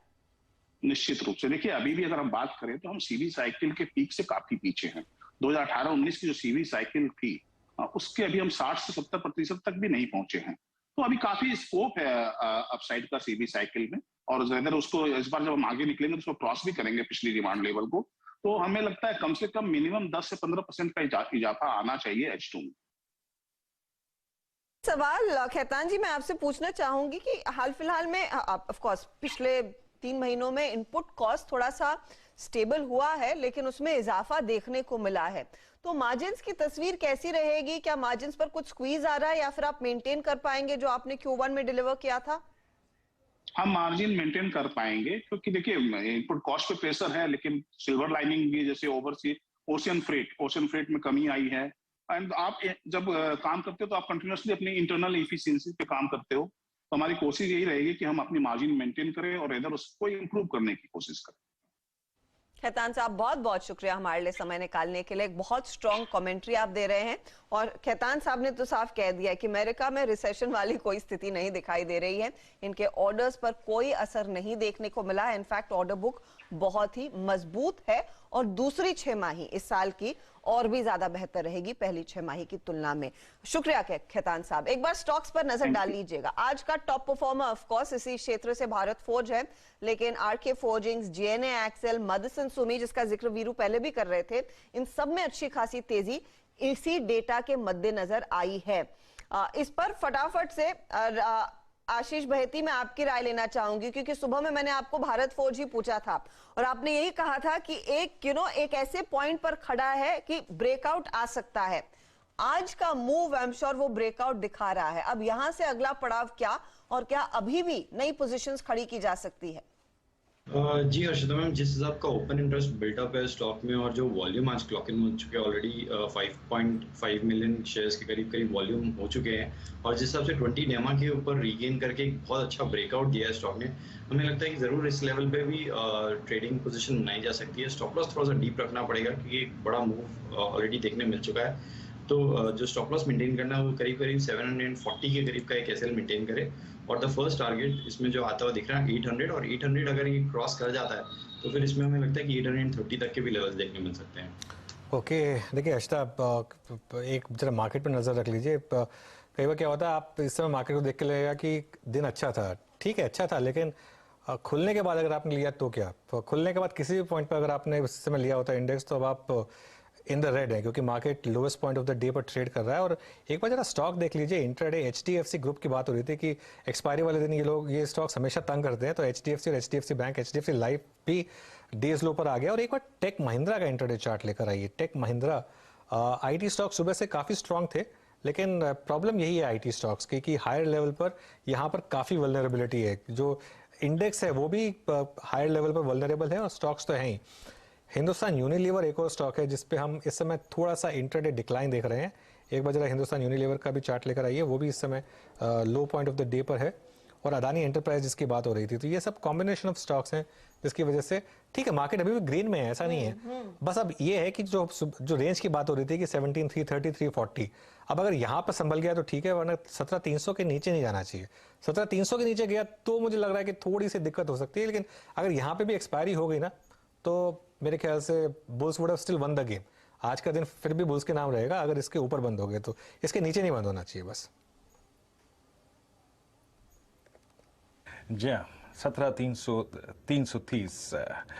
इस बीच केमिकल का लोचा पुरजोर तरीके से ग्राफ देखें चल रहा है। लेट्स ब्रिंग अप, जरा एक बार दिखाइए राष्ट्र केमिकल फर्टिलाइजर्स। आज इस स्टॉक को देखिए 9735, थोड़ी स्पॉटिंग कर लेते हैं, उसके बाद हमारा एक सेगमेंट जो है वो इंतजार कर रहा है चार का चौका में। लेकिन इसको एक टेक्निकल पर्सपेक्टिव से रीड करते हैं। आशीष बाहिती जी, आपकी राय, ऐसा आरसीएफ में लगभग 20-25 दिन के अंतराल में एक स्विंग आता है, ऐसा ही स्विंग हमको मिला था अगस्त के 3rd वीक में, ऐसा ही स्विंग मिला था हमें मई के 2nd वीक में, और वो स्विंग अच्छा पैसा देके जाता है एज ए स्विंग ट्रेडर। 9775 पे आपका कोई ट्रेड व्यू आरसीएफ पर? जी वीरेंद्र जी, एक राउंडिंग बॉटम कंप्लीट करता हुआ दिख रहा है आरसीएफ, और जो एक बड़ी कैंडल बनी थी 26 तारीख को, 26 सितंबर को, करीब करीब उसके ओपन हाई की तरफ अभी अप्रोच कर रहा है। हमें लगता है कि करंट लेवल पे भी एक ज़रूर पोजीशन बनानी चाहिए। 9650 के करीब पे एक स्टॉप लॉस मेंटेन करे, और जो फर्स्ट टारगेट इसके है वो 9970 के, अगर वो निकल जाता है, क्रॉस हो जाता है, तो हमें लगता है कि 104 तक के भी लेवल्स इसमें देखने मिल सकते हैं। तो करंट लेवल पे खरीदारी की सलाह रहेगी। जी, ये आरसीएफ पे आपकी राय है, आपकी स्क्रीन पे 9785 पे ट्रेड करता हुआ। ओके, अब एक काम करते हैं, हम चार का चौका के सेगमेंट में अब लेते हैं आज का एफएनओ सुपरस्टार, और ये राजेश पालवे एक्सिस सिक्योरिटी से जो हमारे साथ मौजूद हैं उनके सौजन्य से आएगा। बताइए राजेश जी, आपका आज का एफएनओ सुपरस्टार। वीरेंद्र जी, जो स्टॉक यहाँ पे फोकस में है वो है एमसीएक्स। स्टॉक में अगर टेक्निकली देखें तो डेली सेटअप पे एक वी शेप रिकवरी बनी है। आज के सेशन में एक शॉर्ट कवरिंग का मूव यहाँ पे डेटा में बनते हुए दिख रहा है। स्टॉक अपने 50 डे 100 डे मूविंग एवरेज के ऊपर आज ब्रेकआउट देते हुए दिख रहा है, तो ये एक स्ट्रॉन्ग स्ट्रक्चर हमें लगता है एमसीएक्स का। यहाँ पे हम एक्सपेक्ट कर रहे हैं इसमें टारगेट आना चाहिए करीब 1350 से लेकर 1360 तक के ट्रेडिंग टारगेट आते हुए दिख सकते हैं। स्टॉप लॉस रखेंगे करीब 1310 के आसपास। एमसीएक्स लास्ट सेशन में हर्ष और मैं इस पर डिस्कशन कर रहे थे, इसको आई थिंक हम लोगों ने पकड़ा भी था, एक अच्छा स्विंग मिल भी रहा था उस वक्त, और आपकी स्क्रीन पे इस वक्त 1318 पे डे हाई पर उस दिन इसने अपना 50 डे में स्ट्राइक किया था। लेकिन याद रखिएगा आज का प्राइस बिहेवियर, आज ये स्टॉक एक बड़े अंतराल के बाद अपने 100 डे एक्सपोनेंशियल मूविंग एवरेज के ऊपर बंद हुआ है, और ये हुआ है लगभग अगस्त 1st वीक के बाद पहली बार। और यकीन मानिए पिछले 4-5 दिन के वॉल्यूम्स इसके थोड़े से इम्प्रेस करने वाले हैं भी, वाकई इम्प्रेस करने वाले हैं। मीनवाइल बैंक निफ्टी को जो थोड़ा सा डाउन से रिस्ट्रिक्ट करने की कोशिश कर रहा है वो है आईसीआईसीआई बैंक, जैसे कि आशीष चंद्र मोतरा ने कुछ देर पहले कहा था, और इनफैक्ट जो उन्होंने एक पेयर ट्रेड बताया था, जो भी अगर आप देखें जो प्रेशर HDFC बैंक ने जो जनरेट किया उसको थोड़ा सा रिलीज करने की कोशिश करता हुआ ये स्टॉक का। आशीष एट 887, अब आज की प्राइस परफॉर्मेंस काफ़ी स्ट्रांग है और अच्छी बात यह है आशीष कि इसने मिड सितंबर से लेके अब तक एक काफ़ी अच्छा कूल ऑफ देखा, जो एक जिसे कहते हैं ना एक टिपिकल रेस्ट मोड में गया ये स्टॉक और 50 डेमा के आसपास काफ़ी रेस्ट लेके आया। थोड़ा सा मीडियम टर्म प्रोस्पेक्टिव से क्या व्यू है आपका ICICI बैंक पर और क्लाइंट्स को क्या सजेशन दिया आपने? बिल्कुल, तो काफी एक स्ट्रॉन्ग रिकमेंडेशन इस पे हमारी काफी समय से चल रही है। 3-6 महीने से हम ये कह रहे हैं कि ICICI बैंक एक सबसे स्ट्रॉन्ग प्राइवेट सेक्टर बैंक का कैंडिडेट रहेगा और यही ट्रेंड मुझे अभी भी नजर आता है। और मेरा मानना है कि स्टॉक में जैसे आपने कहा मीडियम टर्म व्यू, तो हमने कहा कि 1050 के लक्ष्य आपको बहुत ही जल्द आने वाले 2 से 3 महीनों में ICICI बैंक के स्टॉक में देखने को नजर आ सकते हैं। तो ये इसी व्यू के साथ मेरे हिसाब से एक लॉन्ग पोजीशन बनानी चाहिए। और अब 840-850 में जैसे आपने बिल्कुल राइटली कहा कि स्टॉक ने एक बहुत अच्छा कूलिंग करके बेस बना चुका है, तो मेरे हिसाब से अब 850 एक पोजिशनल स्टॉप लॉस के तौर पर यूज किया जा सकता है। And the immediate short term 940-945 के जो ऑल टाइम हाई है वो क्रॉस होंगे, बट आने वाले 2 से 3 महीनों में मेरे हिसाब से 1050 की जगह ICICI बैंक के स्टॉक में बनती हुई नजर आती है। तो ICICI बैंक में एक तेजी का ट्रेड अभी भी लिया जा सकता है, करीब 2-2.25% के गेन्स पर ये स्टॉक आपके सामने 886 के लेवल्स पर। हालांकि ऊपरी लेवल से मार्केट वाकई में हल्का हुआ। निफ्टी बैंक अब 200 पॉइंट से कम की बढ़त पर है, 199 अंकों की ही बढ़त रह गई है। निफ्टी भी आप गौर करें तो 17,340 के लेवल, सिर्फ 67 अंकों का इजाफा। मिड कैप इंडेक्स हालांकि होल्ड कर रहा है। हालांकि यहां पर भी आप देखिएगा कार्यक्रम की शुरुआत में जो रेशियो था वो लगभग 4:1 का था, जो इस समय ट्रिम होकर 3:1 के आसपास हो गया। उस पर आपकी ध्यान होना चाहिए। तो निफ्टी बैंक डे हाई से कितना हल्का हुआ है वो डेटा भी आपकी स्क्रीन पर साफ आता हुआ दिखाई देगा, काफी कूल ऑफ। और एक और चीज इस पर आपकी नजरें होनी चाहिए, एक नजर आपकी हमेशा इस तरह के माहौल में होनी चाहिए कि डाउ फ्यूचर्स क्या कर रहा है। तो डाउ फ्यूचर्स अब 90 अंकों की गिरावट पर और नैस्डैक फ्यूचर्स 40 अंक नीचे, ये है फिलहाल हाल 240 पर। चलिए अब थोड़ा सा गियर शिफ्ट करते हैं या ये कहें टारगेट शिफ्ट करते हैं। बात करते हैं डिफेंस शेयरों की, जहां पर पिछले कई दिनों से लगातार तेजी देखने को मिली है। मिसाल के तौर पर आप देखिएगा गार्डन रीच शिपयार्ड का शेयर आज 9% ऊपर है। इस महीने 17% तक के रिटर्न्स इसने दिए हैं।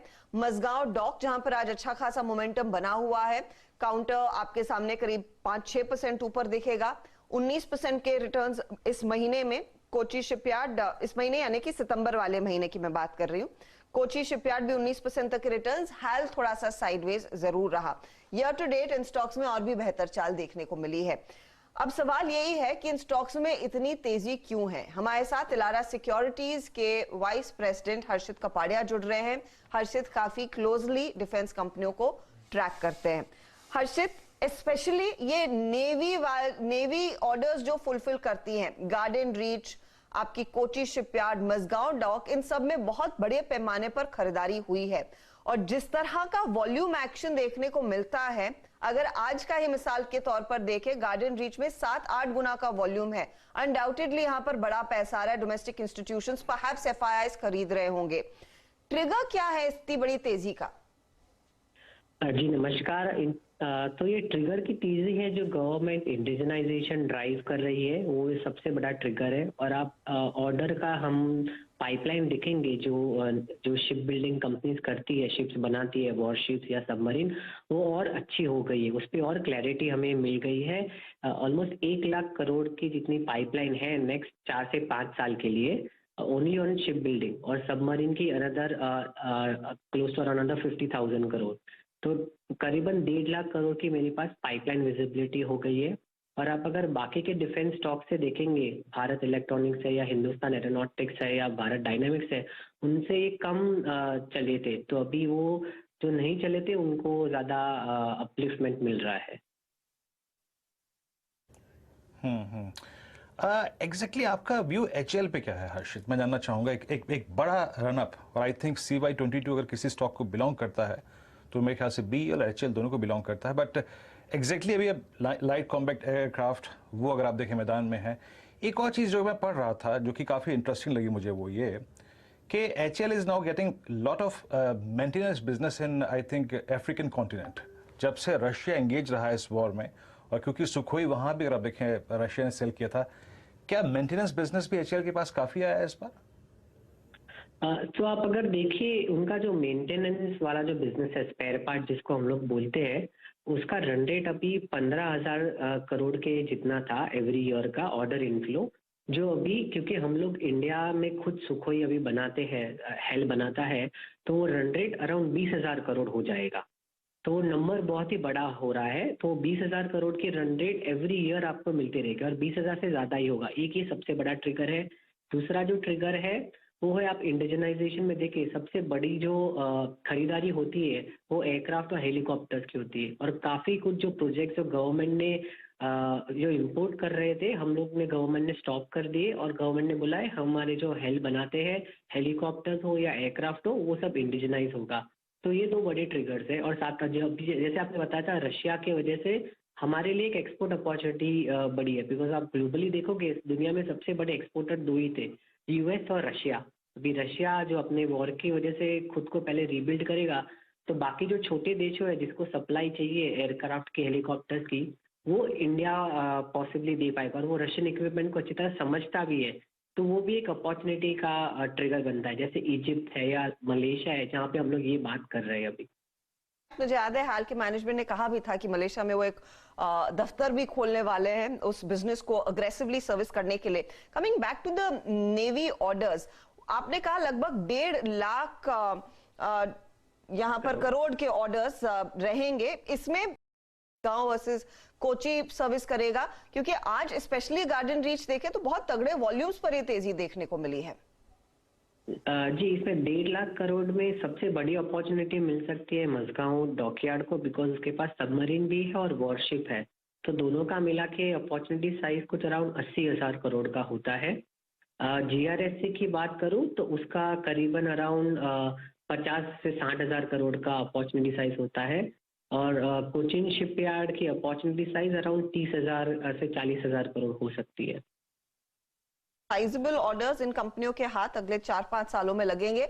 आपका टॉप पिक क्या रहेगा हर्षित? क्या आपका प्रेफरेंस इन सरकारी कंपनियों पर है, या फिर हाल ही में जो निजी कंपनियां भी लिस्ट हुई हैं उसमें भी कुछ मौका है निवेशकों के लिए? जी, इसमें सबसे पहली बेनिफिट जो है वो सब डिफेंस की कंपनीज, पीएसयू कंपनीज को ही मिलेगी। उसमें मेरा टॉप पिक अभी भी जीआरएससी है स्मॉल कैप और मिड कैप साइड पे, और लार्ज कैप साइड पे हिंदुस्तान एरोनॉटिक्स है। और जैसे आपने बताया कि छोटी कंपनीज जो कंपोनेंट्स और सबसिस्टम्स बना रही है जिसको भी गवर्नमेंट इंडिजनाइज कर रही है, उसमें नाम है डेटा पैटर्न्स है, पारस डिफेंस है, डायनेमिक टेक्नोलॉजीज और एक्स्ट्रावीव, जो कंपनी हमें अच्छी लगती है ये स्पेस में। हमारे लिए समय निकालने के लिए हर्षित कपाड़िया आपको डिटेल बताते हुए कि कितना बड़ा पाइपलाइन ऑफ ऑर्डर्स इन कंपनियों के हाथ लगता हुआ दिखाई देगा, माना यही जा रहा है। और ये गार्डन रीच के मैनेजमेंट ने भी कहा था कि 2023 में एक और एनजीसी यानी कि नेक्स्ट जनरेशन कोविड का बड़ा ऑर्डर नेवी की ओर से आता हुआ दिखाई देगा, जिसमें garden reach of course aggressively bid करेगा। तो गार्डन रीच एक टॉप पिक, लेकिन मजगांव के हाथ में दोनों शिप्स और सबमरीन्स बिल्ड करने की क्षमता है, तो वो भी स्टॉक रेडार पर रखना चाहिए। मानस, टेक्निकली एक बार नजर डालिएगा गार्डन रीच पर, मजगांव पर। बताइए आप प्रेफर क्या करेंगे चार्ट्स के आधार पर इन कंपनियों में? देखिए, अगर आप ट्रेडर हैं तब तो आपको इंतजार करना पड़ेगा, क्योंकि दोनों ही स्टॉक में हमने एक शार्प अपमूव पिछले करीब 5-6 दिनों में देख लिया। लेकिन जहां तक बात ट्रेंड की है, जहां तक medium to long term trend की है, मेरा तो समझना है कि कभी भी कोई गिरावट मिले तो गार्डन रीच में तो डेफिनेटली खरीदारी करनी चाहिए, क्योंकि जो लॉन्ग टर्म टारगेट्स हैं वो करीब 475 से लेकर 495 की रेंज में आते हैं। तो करंट लेवल से भी 70-75 रुपए का अपमूव देखने को मिल सकता है, लेकिन करंट लेवल्स पे नहीं, कभी कोई करेक्शन देखने को मिले तब खरीदारी करनी चाहिए। 340 रुपए के नीचे स्टॉप लॉस रखिए और तब बड़ा टारगेट सेट करिए 475 से 495 का। इसमें भरपूर मौके आपको दिखाई दे रहे हैं। 475 तक के लिए एक व्यू बन रहा है गार्डन रीच में, और खास बात यह है कि इन सभी कंपनियों में दरअसल डोमेस्टिक म्यूचुअल फंड्स ने भी अच्छा खासा एक्सपोजर ले रखा है। कुछ का 8 से 9% का है, कुछ का 5% से ज्यादा का है। चलिए मार्केट पर एक बार लौटते हैं, जहां पर 17,350 के आसपास इस समय, तो 337 330 की तरफ हम फिसले, लेकिन फिर संभलने की कोशिश करता और निफ्टी बैंक फिर से ऊपर आ गया अनुज। तो संभला तो जरूर है, कुछ तो सपोर्ट आया है। नहीं, वो जो 327-30 पे हम बात कर रहे थे ना आज तक कि यहाँ पे अगर रुक गया तो शायद वापस एक बार कोशिश करेगा वो एक्सपायरी पर, और फिर भी बुल्स के फेवर में ही रहेगा। बाय ऑन डिप्स का मार्केट तो इंटैक्ट है, तो डिप्स मिलने पर बाय हो रहा है। एक छोटी सी एक चीज जो मैं देख रहा हूँ पिछले 3-4 दिन से कि फार्मा स्टॉक्स में हर गिरावट पे बाइंग आ रही है, खासतौर से जो स्ट्रॉन्ग फार्मा स्टॉक्स हैं। सिप्ला का एक बार चार्ट लेके आइए, अभी भी रेड में ट्रेड कर रहा है, लेकिन लोअर लेवल से इसमें थोड़ी सी आप बाइंग देख रहे हैं। लास्ट के 10 मिनट का चार्ट देखिए, और अगर आप कैंडल स्टिक्स देखेंगे तो आपको क्लियरली दिखाई देगा कि क्लियरली यहाँ पर अच्छी खासी बाइंग हुई है। सन फार्मा एक और स्टॉक है जिसमें नीचे से इसमें अच्छा आपने घुमाव देखा है, और डिवीज लैब्स भी अभी रेड में ही है, लेकिन पॉइंट ये है कि ये देखिए नीचे के लेवल से फार्मा में, और सिप्ला तो एक्चुअली पिछले 3 महीने से लगातार 52 वीक हाइज बना रहा है। इनफैक्ट स्ट्रॉन्गेस्ट स्टॉक है मार्केट में इस समय। और सन फार्मा का कैंडल देखिए लास्ट का, तो नीचे के लेवल से फार्मा में थोड़ी सी बाइंग है। और निफ्टी पर देखिए वापस अब हम 17,357, तो जो आज का लो है 17,327, वहां से करीब 30-35 पॉइंट का आपने मूव देख लिया ऑलरेडी। जी वाकई। और इस बीच जो अनुज सन फार्मा को मार्क कर रहे थे, अगर सन फार्मा का क्लोज यहाँ पर आता है तो याद रखिएगा ये इसके करियर का बेस्ट क्लोज होगा अब तक का, सबसे बेहतरीन। और एक काम करते हैं यहाँ पे आशीष माहेश्वरी, एक फंडामेंटल विशेषज्ञ को इस कार्यक्रम में जोड़ लेते हैं। आशीष नमस्कार, कार्यक्रम में स्वागत है। हमारे चाहे वो सुबह के कार्यक्रम हो चाहे शाम के कार्यक्रम हो, सब में एक खासियत होती है, आशीष भरपूर होते हैं। अभी भी चतुर्म होता है, अभी भी माहेश्वरी है, आशीष भरपूर होते हैं, कोई कमी नहीं आशीष की। माहेश्वरी साहब कैसे अप्रोच कर रहे हैं मार्केट्स को, और आपका कन्विक्शन कॉल इस वक्त का? जी, मार्केट्स को लेकर मुझे तो कोई बहुत ज्यादा चिंता अभी नजर नहीं आ रही है। सबसे पहली बात ये, जरूर थोड़ा सा आज रुपए में गिरावट देखने को मिला, और जैसा अनुज बता रहे थे कि क्रूड के प्राइसेस में थोड़ा इजाफा देखने को मिल रहा है, जिसके कारण से जो ऑयल मार्केटिंग कंपनीज है वो अभी डॉलर बाय कर रहे हैं, और ताकि क्रूड को लोअर लेवल पे परचेज कर पाए। तो मार्केट को लेकर कोई बड़ी चिंता अभी नजर नहीं आती। और यहाँ पे मेरा जो कन्विक्शन कॉल रहेगा वो रहेगा इंडिया सीमेंट। मेरा मानना है कि करीब 8,500 करोड़ के मार्केट कैप में आपको एक कंपनी जिसके पास में जो सीमेंट प्लांट के अलावा आरएमसी और एक्सपोर्ट का बिजनेस भी है, प्लस इन्होंने भी कोयम्बटूर में कोरोमंडल एनक्लेव करके एक नया टाउनशिप भी डेवलप करना स्टार्ट किया है। तो कई सारे डेवलपमेंट अभी इंडिया सीमेंट में नजर आते हैं, और जो पीयर सेट के जो कम मार्केट कैप है और इंडिया सीमेंट का मार्केट कैप में बहुत बड़ा गैप बन गया है। तो मेरी सलाह रहेगी कि बिल्कुल इस स्टॉक को खरीदे, और अगले 2 महीने में मुझे 300 रुपए तक जाता नजर आता है। तो ये इनफैक्ट एक स्टॉक जिसकी पिछली बारी भी चर्चा हो रही थी जब आशीष महेश्वरी आए थे, और कन्विक्शन अभी भी इसमें बना हुआ है कि स्टॉक 300 के बियॉन्ड जाने की पूरी क्षमता रखता है। 5% का इजाफा ये स्टॉक आपको दिखा रहा है। अच्छा, वेरी क्विकली, क्योंकि आपने सीमेंट की बात छेड़ी है, तो मेटल कंपनियों पर भी एक बार नजर डाल लेते हैं, क्योंकि Hindalco, JSW steel, Tata steel ये आउट परफॉर्मर्स रहे हैं। इन मेटल स्टॉक्स में आशीष महेश्वरी आपका कितना एक्सपोजर है? देखिए, बिल्कुल इन स्टॉक्स को इस लेवल पे एक्यूमुलेट ग्रेजुअली किया जा सकता है। अब हिंडाल्को की बात करें तो 600 रुपए के पास में जब ये था तब सबका बाय रिपोर्ट आ रहा था, अब 380 रुपए में किसी को हिंडाल्को खरीदना नहीं है। तो जबकि कोई एल्यूमिनियम के प्राइसेस बिल्कुल क्रैश नहीं हो गए, और ये काफी ये फर्स्ट ऑफ ऑल जो लीडर रहते हैं और जो इफिशिएंटली मैनेज कंपनीज रहती है वो कैसे भी करके मुनाफा बना लेती है। तो मुझे लगता है कि बिल्कुल हिंडाल्को में सबसे ज्यादा वैल्यू है इस लेवल पर, इसको एक्यूमुलेट करना शुरू कर देना चाहिए। जरूर ट्रेडिंग पर्सपेक्टिव न रख के एटलीस्ट 3-6 महीने का पर्सपेक्टिव रखेंगे तो 20% की अपसाइड हिंडाल्को और दूसरा बीईडीएल, इन दोनों स्टॉक में आपको मिल सकती है। स्टील के प्राइसेस में थोड़ा अभी भी प्रेशर डोमेस्टिक मार्केट में है, तो इसकी वजह मैं एल्यूमिनियम और कॉपर के जो स्टॉक्स हैं उसमें ज्यादा बुलिश है। एल्यूमिनियम, कॉपर जैसी कंपनियों पर ज्यादा फोकस करें, इसके सामने स्टील इतना मजबूत नहीं है। चलिए कुछ और स्टॉक्स की बात करते हैं, और एक पॉकेट जिसका जिक्र सुबह में हुआ था, कार्यक्रम की शुरुआत में भी हुआ, वो है आईटी कंपनियां। स्क्रीन पर देखिए, परसिस्टेंट सिस्टम्स लगभग 7% ऊपर, 6% का ओपन इंटरेस्ट एडिशन। इसके ठीक पीछे आपको कोफोर्ज दिखाई देगा, 4% तक की तेजी। मिड कैप आईटी में ऑफकोर्स स्ट्रेंथ देखने को मिल रही है, और अगले हफ्ते दिग्गज आईटी कंपनियों के नतीजे आएंगे, तो 10 तारीख को टीसीएस है, 12 तारीख को आपको विप्रो एचसीएल टेक नतीजे पेश करके देंगे, 13 को फिर इन्फोसिस की बारी है। तो ये तमाम बड़ी आईटी कंपनियां रेडार पर वैसे भी रहेंगी और मिड कैप में तो इंटरेस्ट है ही। निफ्टी आईटी इस बीच किस तरह का प्रदर्शन दिखाएगा, ये स्क्रीन पर लेकर आते हैं पहले चार्ट और फिर जोड़ते हैं यतिन को, जो आपको बताएंगे दरअसल जानकार कैसे पढ़ रहे हैं इस सेक्टर के मूव को। फिलहाल आपके सामने निफ्टी आईटी 1.5% ऊपर है, होल्ड कर रहा है तेजी की तरफ। यतिन हर्षदा, सवाल ये होगा कि क्या चल रहा है कि बदली क्या आईटी चलेगा, क्या ये चलेगा क्योंकि थोड़ा बहुत हिस्टोरिक डेटा मैं देख रहा था और थोड़े दिनों पहले अनुज ने भी एडिटर्स राउंड टेबल जो ये करते हैं उसमें आईटी सेक्टर पे इन्होंने बातचीत करी थी। एक बैकग्राउंड ऐसा था अनुज, आपने ये डेटा जो निकाला कि सितंबर के पहले 2 वीक्स में लगभग $500 मिलियन की सेलिंग सिर्फ आईटी सेक्टर में थी। मोर इम्पोर्टेंटली पिछले 12 महीने का डेटा अगर आप देखें तो आईटी सेक्टर में 11 महीनों तक लगातार एफआईआई ने बिकवाली की। अगर हम बात करें पिछले 3 क्वार्टर्स की, क्योंकि सितंबर 30 खत्म हुई, तो पिछले 3 क्वार्टर में आईटी शेयर्स लगभग आपको लगभग 20 से 30% के बीच करेक्ट होते हुए दिखाई दिए। और अगर हम नेगेटिव रिटर्न्स की बात करें तो 2005 के बाद 2 टाइम ये चीज हुई है। 2011 में जब 3 क्वार्टर तक लगातार आपको आईटी शेयर्स गिरते हुए दिखाई दिए, वहां लगभग 20% का आपको करेक्शन एवरेज में दिखा।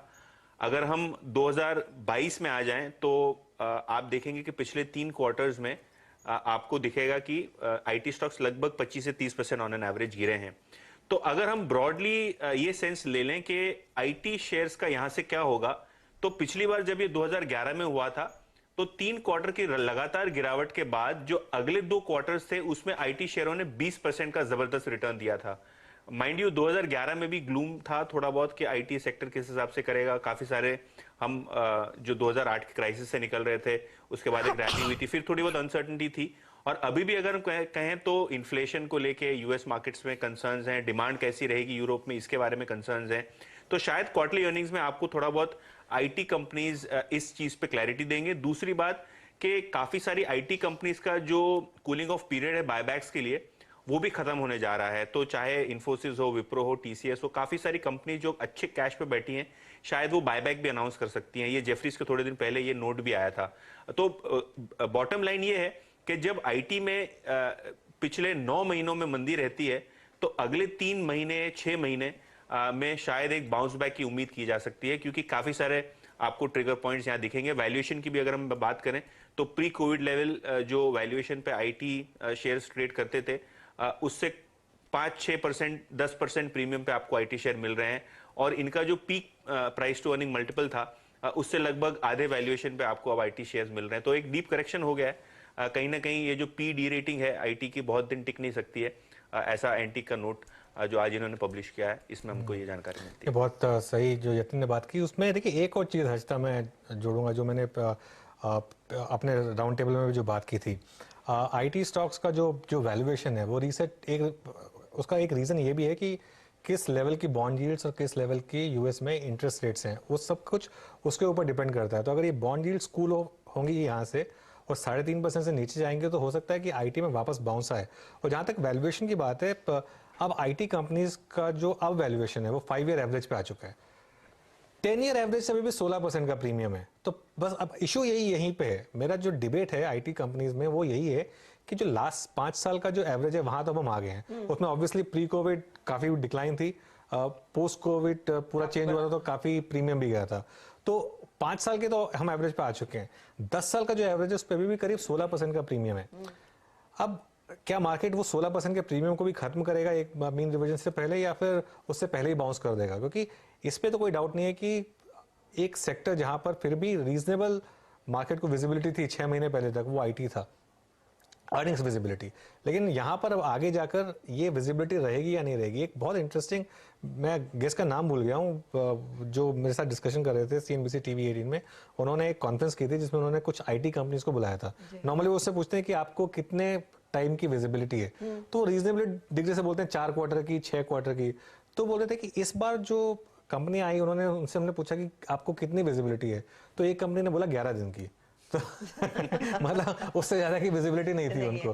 तो ये यूएस में क्या इस, लेकिन ये काफी फैसिनेटिंग होने वाला है आईटी सेक्टर यहाँ से। इसमें आप वन वे मूव लेके नहीं चल सकते, इसमें आपको दोनों साइड की ट्रेड लेनी पड़ेगी। और एक्चुअल पर्दा तो अगले हफ्ते खुल जाएगा 10 तारीख शाम को, जब टीसीएस अपने नंबर्स पोस्ट करेगा। और नंबर से ज्यादा कमेंट्री पर देखिएगा ध्यान रहने वाला है। नंबर्स में औसतन यही है कि 3-4% तक की रेवेन्यू ग्रोथ इन्फोसिस, 1.5-2% तक की रेवेन्यू ग्रोथ टीसीएस आपको दिखा सकते हैं। लेकिन यहां से आगे बिजनेस का आउटलुक क्या है, कितने कॉन्फिडेंट है, क्योंकि अब तक इन्होंने दरकिनार किया था उन तमाम चिंताओं को, उस पर बयान आएंगे। चलिए इस मोड पर रेनेसा इन्वेस्टमेंट मैनेजर्स के नितिन मुरार का, माफ कीजिएगा, पंकज मुरार को भी जोड़ लेते हैं, जो उन्हीं से पूछते हैं कि वो क्या सेंस कर रहे हैं आईटी कंपनियों में और स्पेशली अर्निंग्स के लिहाज से उस कमेंट्री में क्या नजर आ सकता है। पंकज जी स्वागत है आपका। टेक्नोलॉजी की चर्चा हम कर रहे थे डिटेल में कि क्या यहां से तेजी आएगी या फिर से नीचे घूमेंगे, आपका सेंस क्या कहता है? आई एम नॉट श्योर कितनी कंपनियों से आपने हाल ही में बातचीत की होगी, लेकिन जिस तरह का ग्लोबल एनवायरनमेंट है, जिस तरह का एक्सपोजर इनका सिर्फ यूएस ही नहीं ज्यादा यूरोप में भी है, वो तो कुछ चिंताजनक स्थिति में है ही कंपनियां फिर। देखिए ऐसा है कि जहां तक आईटी कंपनीज का सवाल है, फिलहाल जो है उनके बिजनेस में ग्रोथ काफी स्ट्रांग है, जो कि पिछले 2 साल से रही है। और फिलहाल उस ट्रेंड में ऐसा कोई चेंज नजर नहीं आ रहा है, बिकॉज जब हम कंपनियों से बात करते हैं और वो अपने जो बड़े कस्टमर से बात करते हैं ग्लोबली, तो एक ये फियर बहुत बड़ा है कि ग्लोबली रिसेशन आने के चांसेस काफी हाई है और उसकी वजह से स्लो डाउन आएगा। पर अब उसमें ये भी एक है चीज है कि अब जो ग्लोबल कंपनीज हैं उनके लिए आईटी स्पेंड जो है वो एक स्ट्रेटेजिक्स हो गया उनके बिजनेस के लिए, और वो उसको शॉर्ट टर्म में, अगर एक शॉर्ट टर्म स्लो डाउन है इकोनॉमी में, तो उसको वैसे कट नहीं करेंगे। इसके मद्देनजर हमें लगता है कि आने वाले अब कुछ वीक्स में जब आईटी कंपनी के रिजल्ट्स आएंगे ये अच्छे ही रहेंगे और हमें उसमें ऐसा कोई बड़ी चिंता नहीं लग रही है। और क्योंकि आईटी स्टॉक जो है काफी करेक्ट हुए हैं लास्ट 1 साल में, हमें लगता है ये वैल्यूएशंस अट्रैक्टिव है किसी भी इन्वेस्टर के लिए जो थोड़ा सा लॉन्ग टर्म व्यू लेना चाहते हैं। लॉन्ग टर्म से मेरा कहने का मतलब है जो कि 1 से 3 साल का व्यू लेना चाहते हैं, उनके लिए these are good levels to invest into IT companies। तो टॉप पिक्स क्या होंगी आपकी? इन्फोसिस होगी या फिर जो कि ये कंसेंसस पिक रहा है पिछले 1 साल से लगातार एक्सपर्ट्स का, या फिर मिड कैप आईटी में आप ढूंढेंगे कोई? हमारा इस समय जो व्यू है वो ये है कि लार्ज कैप्स पे हम ओवरवेट हैं और मिड कैप्स को हम थोड़ा सा अवॉइड कर रहे हैं, बिकॉज मिड कैप कंपनीज जब करेक्शन आता है तो ज्यादा गिरती हैं। और वैसे ही हमने लास्ट 1 साल में देखा है जहां पे large cap IT companies like से इन्फोसिस या टीसीएस, इनके स्टॉक प्राइसेस अबाउट 18 to 20% गिरे हैं। बहुत सारी मिड कैप आईटी कंपनीज के स्टॉक 30 to 40% गिर गए। तो मेरा एडवाइस रहेगा इन्वेस्टर्स को फिलहाल के लिए मिड कैप आईटी कंपनीज को अवॉइड करना चाहिए और लार्ज कैप्स में इन्वेस्ट करना चाहिए, और उनके वैल्यूएशंस काफी रीजनेबल लग रहे हैं अब after this correction over the last 1 year. Okay, तो आप कह रहे हैं लार्ज कैप्स में शायद आपको ज्यादा कन्विक्शन और कॉन्फिडेंस देखने को मिलेगा। पंकज, इस समय जो मार्केट की करंट स्थिति है, हम कुछ देर पहले बैंकों की भी बात कर रहे थे, जहां पर निजी बैंकों का जो अब तक का अपडेट आया है वो स्ट्रॉन्ग सेकंड क्वार्टर अर्निंग्स की तरफ इशारा कर रहा है। अब डिपॉजिट रेट्स में भी इजाफा देखने को मिल रहा है। ओवरऑल स्थिति इनके लिए कंफर्टेबल है जैसे जैसे ब्याज दरें बढ़ी हैं। कितना एक्सपोजर आप रखेंगे? क्या आप ज्यादा हैवी रहेंगे इन्वेस्टमेंट एडवाइस के लिहाज से इन बैंकों में, निजी बैंकों में खास तौर से?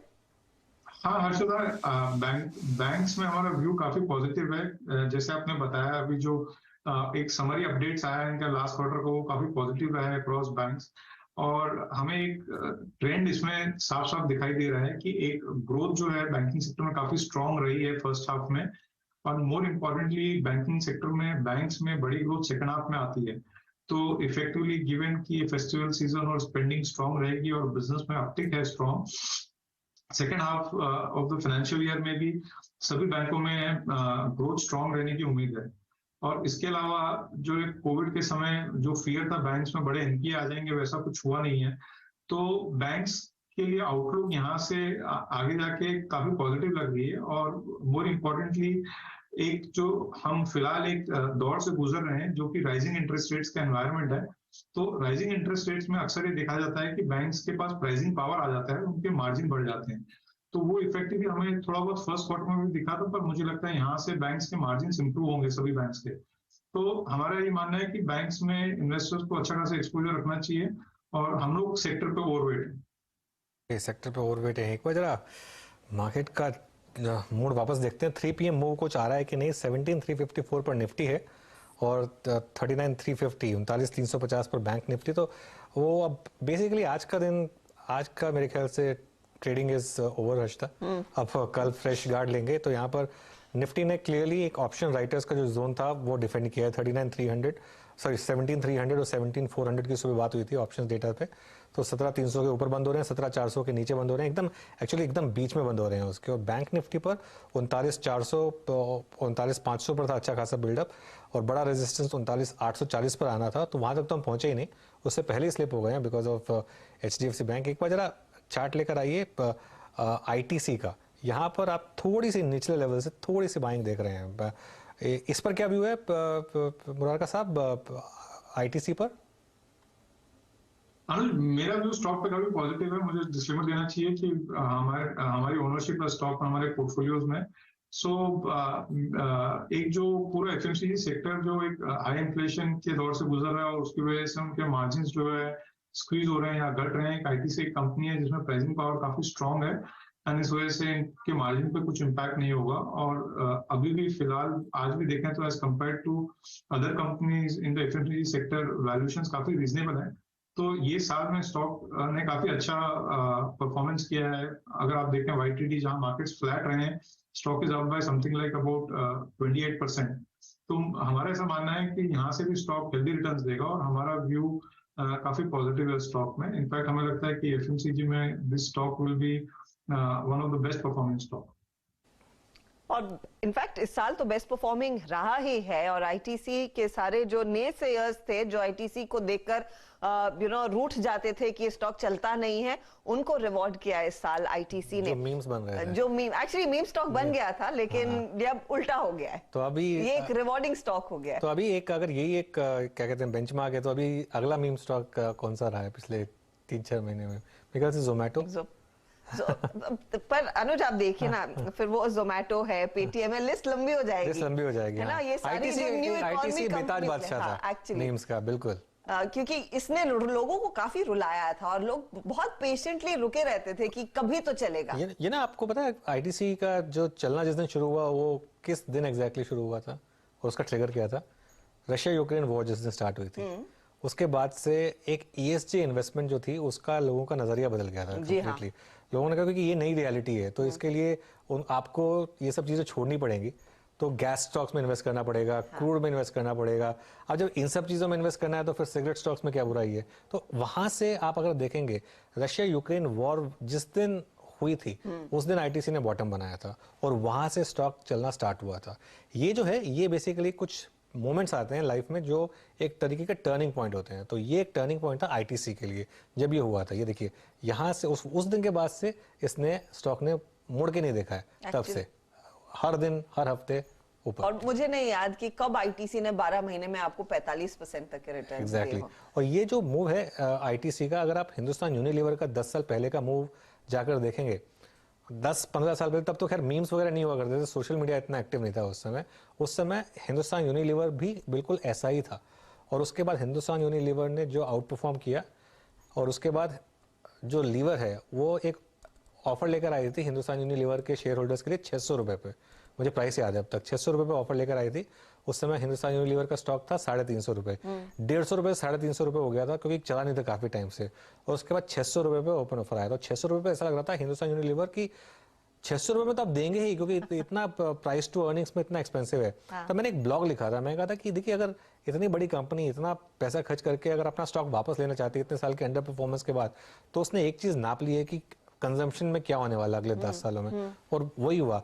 ITC क्या उस कगार पे अभी भी वो वैल्यूएशन फेवर में, तो क्या ITC वो कर सकता है जो लीवर ने किया पिछले 10 साल में? मेरे ख्याल से ये बड़ी स्टोरी होने वाली है अगले कुछ साल। अगर वाकई हो जाता है तो जिन लोगों के हाथ ITC का शेयर है तो उसे बस होल्ड कीजिए, यहाँ पर कुछ बड़ा और बहुत ही अजूबा निकल सकता है। और अनुज जी, ये कैसे भूल सकते हैं कि ITC के लिए तीनों के तीनों जो इस वक्त वर्टिकल्स हैं, चाहे वो पेपर हो, चाहे FMCG हो, चाहे वो होटल्स हो, बेहद शानदार कर रहा है। अनु जानते हैं अभी हर्षदा से लास्ट ट्यूसडे को मैं डिस्कशन कर रहा था, मैंने हर्षदा को एक स्क्रीनशॉट भेजा कि जरा होटल्स के आप टैरिफ्स देखिए।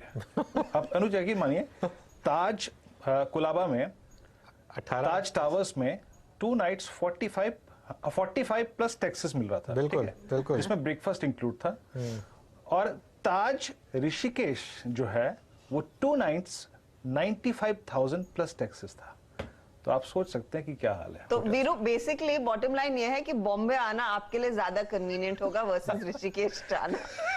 नहीं लेकिन ऋषिकेश, आप गोवा का देख लीजिए, गोवा का आप ट्राई करिए कोई भी समय रिजॉर्ट, लोनावला में ट्राई करिए, स्टे विस्टा पर या विस्टा विला पर कहीं कुछ मिलता ही नहीं। मतलब एक तो आप पैसा दे रहे हैं तो नहीं मिलेगा, आपके दाम पे तो नहीं मिलेगा, पैसा देने के बाद भी कुछ अच्छा मिल जाए तो बड़ी बात होगी। प्रॉब्लम ये है सारी। इनफैक्ट पंकज से पूछते हैं, क्या ये एक थीम है जिसमें बड़ा इन्वेस्टमेंट इनकी तरफ से भी हो रहा है या नहीं? पंकज, आपकी क्या राय है इन होटल कंपनियों पर, क्योंकि इंडियन होटल हम देख रहे हैं किस तरह से चला है और जो टैरिफ्स है वो हम सब के सामने है। बिल्कुल, आपने एकदम सही कहा अर्षदा, हमारा व्यू काफी पॉजिटिव है पूरे होटल सेक्टर पे। होटल सेक्टर में एक हमें ट्रेंड देखने मिला है कि पिछले 10 सालों से इंडस्ट्री में ये हुआ था कि जो सप्लाई थी, न्यू रूम्स जो आ रहे थे होटल्स में, वो सप्लाई ज्यादा थी वर्सेस डिमांड। पर ये पोस्ट कोविड में एक फिनोमेना हुआ है कि जहाँ पे एक जोर से जो हम एक बोलते हैं रिवेंज ट्रैवल चल रहा है पूरी दुनिया में, बिकॉज लोग 2 साल तक घर में ही रहे और वो ट्रैवल नहीं कर पाए, तो लोग ट्रैवल करना चाह रहे हैं। और इसके अलावा बिजनेस ट्रैवल भी काफी जोर शोर से वापस आ गया है। एंड मोर इम्पोर्टेंटली जो 2 साल से काफी इवेंट्स नहीं हुए, चाहे वो वेडिंग्स हो या कॉर्पोरेट इवेंट्स हो, वो सब भी नहीं हुए थे, वो भी काफी जोर शोर से हो रहे हैं। तो ये सब के चलते एक चीज क्लियर है काफी कि डिमांड जो है इंडिया में होटल्स की काफी स्ट्रांग रहने वाली है, ना कि केवल इस साल बट आने वाले 3-4 साल तक। और आने वाले 4-5 साल तक अगर हम इंडस्ट्री डेटा देखें तो ये चीज काफी स्पष्ट है कि 4-5 साल तक डिमांड जो है रूम्स की या होटल रूम्स की विल बी मोर देन जो नई सप्लाई आने वाली है। और जब किसी भी इंडस्ट्री में जब डिमांड सप्लाई से ज्यादा होती है तो उस इंडस्ट्री में प्राइसिंग पावर आ जाता है। तो एक जो ट्रेंड हमें साफ साफ दिखाई दे रहा है कि एक डिमांड स्ट्रांग है काफी होटल इंडस्ट्री में, जो कि रहेगी नेक्स्ट 4-5 साल तक। एंड सेकेंड, दूसरी बात यह है कि 10 साल के बाद में होटल इंडस्ट्री में प्राइसिंग पावर आया है because demand is higher than supply. तो हमारा व्यू पूरे hotel and travel and tourism से रिलेटेड जो बाकी जुड़े हुए सेक्टर्स हैं उन सभी पे काफी पॉजिटिव है। ओके और पंकज, हमें लगता है ये ट्रेंड चलेगा लंबे समय। चलिए ठीक है पंकज, थैंक यू, आपने समय निकाला हमारे लिए। आगे बढ़े इससे पहले एक बार जरा मार्केट का हाल वापस देख लेते हैं। वापस डे लो पर आ गए हैं हम, निफ्टी 17,325 पर आ गया है, तो टेस्ट कर रहा है वापस वो 17,300 को, तो खैर नहीं तोड़ रहा है, वो पॉजिटिव। और अनलेस कुछ हो जाए बड़ा 17,300 तो प्रोटेक्ट होना चाहिए दिन के लिए। और बैंक निफ्टी में देखिए, लेकिन बैंक निफ्टी में एकदम से वापस एक डिक्लाइन आया है और ये प्रॉब्लम है एक्सपायरी की, क्योंकि किस स्टॉक ने वापस प्रेशर डाला है? HDFC bank. और अब देखिए एक बार वापस बैंक निफ्टी को कंट्रीब्यूशन लेकर आते हैं। जब हम लास्ट टाइम बात की थी तो करीब 96 पॉइंट का डिक्लाइन था बैंक निफ्टी पर HDFC बैंक की वजह से। आई थिंक वो अब 100 से 110 पॉइंट से ऊपर पहुंच गया होगा मेरे ख्याल से, अगर आप HDFC बैंक का कंट्रीब्यूशन देखेंगे। ये देखिए 150 पॉइंट। तो जब आपने बात की थी तो 96 पॉइंट था, तो 54 पॉइंट सिर्फ। और ये एक प्रॉब्लम है बैंक निफ्टी की, ये इतना लॉपसाइडेड इंडेक्स है। और ये तो खैर अभी फिर भी of late ICICI bank HDFC bank के ऑपोजिट मूव करने लग गया है, वरना पहले तो ICICI बैंक, HDFC बैंक और कोटक तीनों एक साथ मूव करते थे, तो उसमें तो जो एक्सपायरी पे मूव आता था 100, 200, 300 पॉइंट का, वो एक साथ आता था। तो ये काफी लॉपसाइडेड इंडेक्स है। एक और स्टॉक जरा लेकर आइए, भारती एयरटेल का। भारती एयरटेल काफी स्ट्रॉन्ग स्टॉक रहा है, लेकिन पता नहीं एकदम से क्या प्रेशर आया इसमें। ये देखिए चार्ट इसका हर्षदा, एकदम से 2.5% भारती ने तो अनाउंस किया कि आज से 8 शहरों में दरअसल इनका वो 5G सर्विस शुरू हो रहा है। तो या तो ये सेलो न्यूज ही होगा। और कब से कितना आउट परफॉर्म कर रहा है। सैटरडे इनफैक्ट जब 5G लॉन्च हुआ था उससे पिछले दिन इसने ऑल टाइम हाई बनाया था, फ्राइडे को ऑल टाइम हाई बनाया था इसने, 800 के ऊपर गया था। तो आज मेरे ख्याल से सेलो न्यूज है इसमें। जी हाँ, तो वही हो रहा होगा। लेकिन हाँ, ऊपरी लेवल से पोजीशंस तेजी से वीरू कई स्टॉक्स में अनवाइंड होती हुई दिखाई दे रही हैं। अच्छा, वेरी क्विकली, एक तो चार्ट का चमत्कार हमारा रह गया है और मिड कैप फंडा, उसके बाद BTST भी लेंगे। मिड कैप फंडा पहले महेश्वरी साहब आप बताइए। जी मेरा स्टॉक रहेगा जैक और मिड कैप फंडा में। मेरा मानना है अभी भी 4,000 करोड़ से कम पे मार्केट कैप पे कंपनी मिल रही है। और जो रियल एस्टेट इनके पास में जमा है नवी मुंबई में, ये स्टॉक को कई कई लेवल पे और हर लेवल पे उन्होंने जो जमा किया हुआ है इस स्टॉक को, तो उनकी जो एक्विजिशन प्राइस है वो ऑलमोस्ट जीरो के आसपास है आज जयकॉर्प में। तो बिल्कुल इस स्टॉक को एक्यूमुलेट करना चाहिए। और इनके पास में जो करीब 5,000 हेक्टेयर जो जगह जमा है, तो जैसे ही मुंबई ट्रांस हार्बर लिंक चालू होगा और नवी मुंबई एयरपोर्ट चालू होगा, ये स्टॉक आपको मिलेगा नहीं। 73% होल्डिंग यहाँ पे प्रमोटर्स के पास में है और बाकी कई इंस्टीट्यूशंस के पास में भी अच्छी होल्डिंग है। तो इस स्टॉक को मुंबई का एक रियलिटी प्ले मानना चाहिए और अभी भी मिस नहीं करना चाहिए। जरूर स्टॉक अपने 52 की हाई पर पहुंच गया है, बट अभी भी बाय है।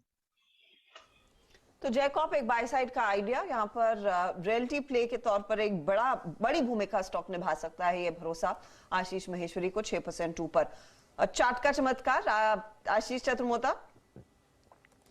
तो अर्षदा, हम जाना चाहेंगे HAL के साथ, जिसको हमने मॉर्निंग में भी आपके शो पे 2390 पे रिकमेंड किया था। उसके बाद स्टॉक अभी ऑलरेडी 100 रुपीज बढ़ चुका है। बट अगर से आप इसके लॉन्ग टर्म चार्ट्स को देखें तो अभी ये स्टॉक एक स्ट्रॉन्ग अप ट्रेंड में बना हुआ है और ये जो 3 हफ्तों की गिरावट हमें इस स्टॉक में देखने को मिली थी पिछले कुछ 3 हफ्तों में, उसकी आज जो रिकवरी हुई है वो बहुत ही शार्प रिकवरी है, बहुत स्ट्रॉन्ग वॉल्यूम्स के साथ है और ये क्लियरली इंडिकेट कर रहा है कि स्टॉक अपने ट्रेंड को मेंटेन रखेगा। और अगर से ट्रेंड मेंटेन है तो स्टॉक अपने ऑल टाइम हाई को, जो कि 2700 के आसपास है, उसको रीटेस्ट करने की या क्रॉस करने की कोशिश करेगा।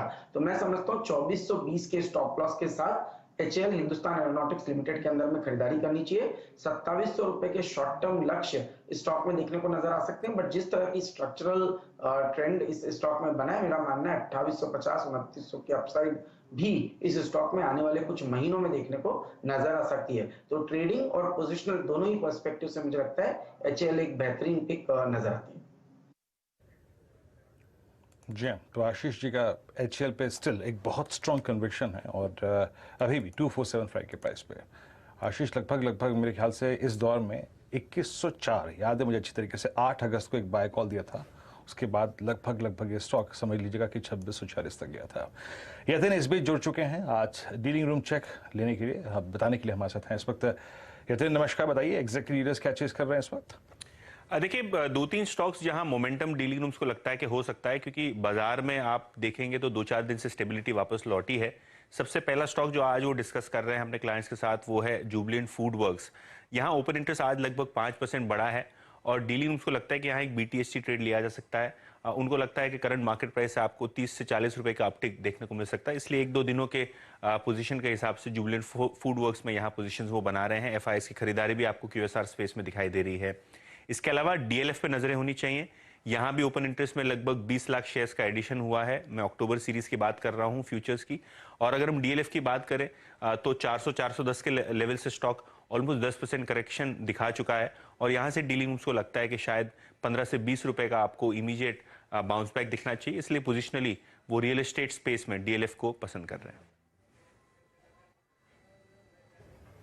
पोजिशनली DLF को रियल स्टेट स्पेस में अगर आप देखें तो वो पसंद कर रहे हैं इस वक्त। DLF सुबह हमने आज पहला सौदा में कार्यक्रम में डिस्कशन किया भी था और DLF आज 367 पे, ऑल्दो सुबह जितना स्ट्रॉन्ग था, एग्रेसिव था, उतना अभी तो नहीं है, लेकिन जैसे कि बाजार भी हायर लेवल से नीचे आया है, लेकिन आज इसने टेस्ट किए थे अपने लास्ट ड्यू 2 एवरेजेस 50 और 20 डे एक्सपोनेंशियल मूविंग एवरेज।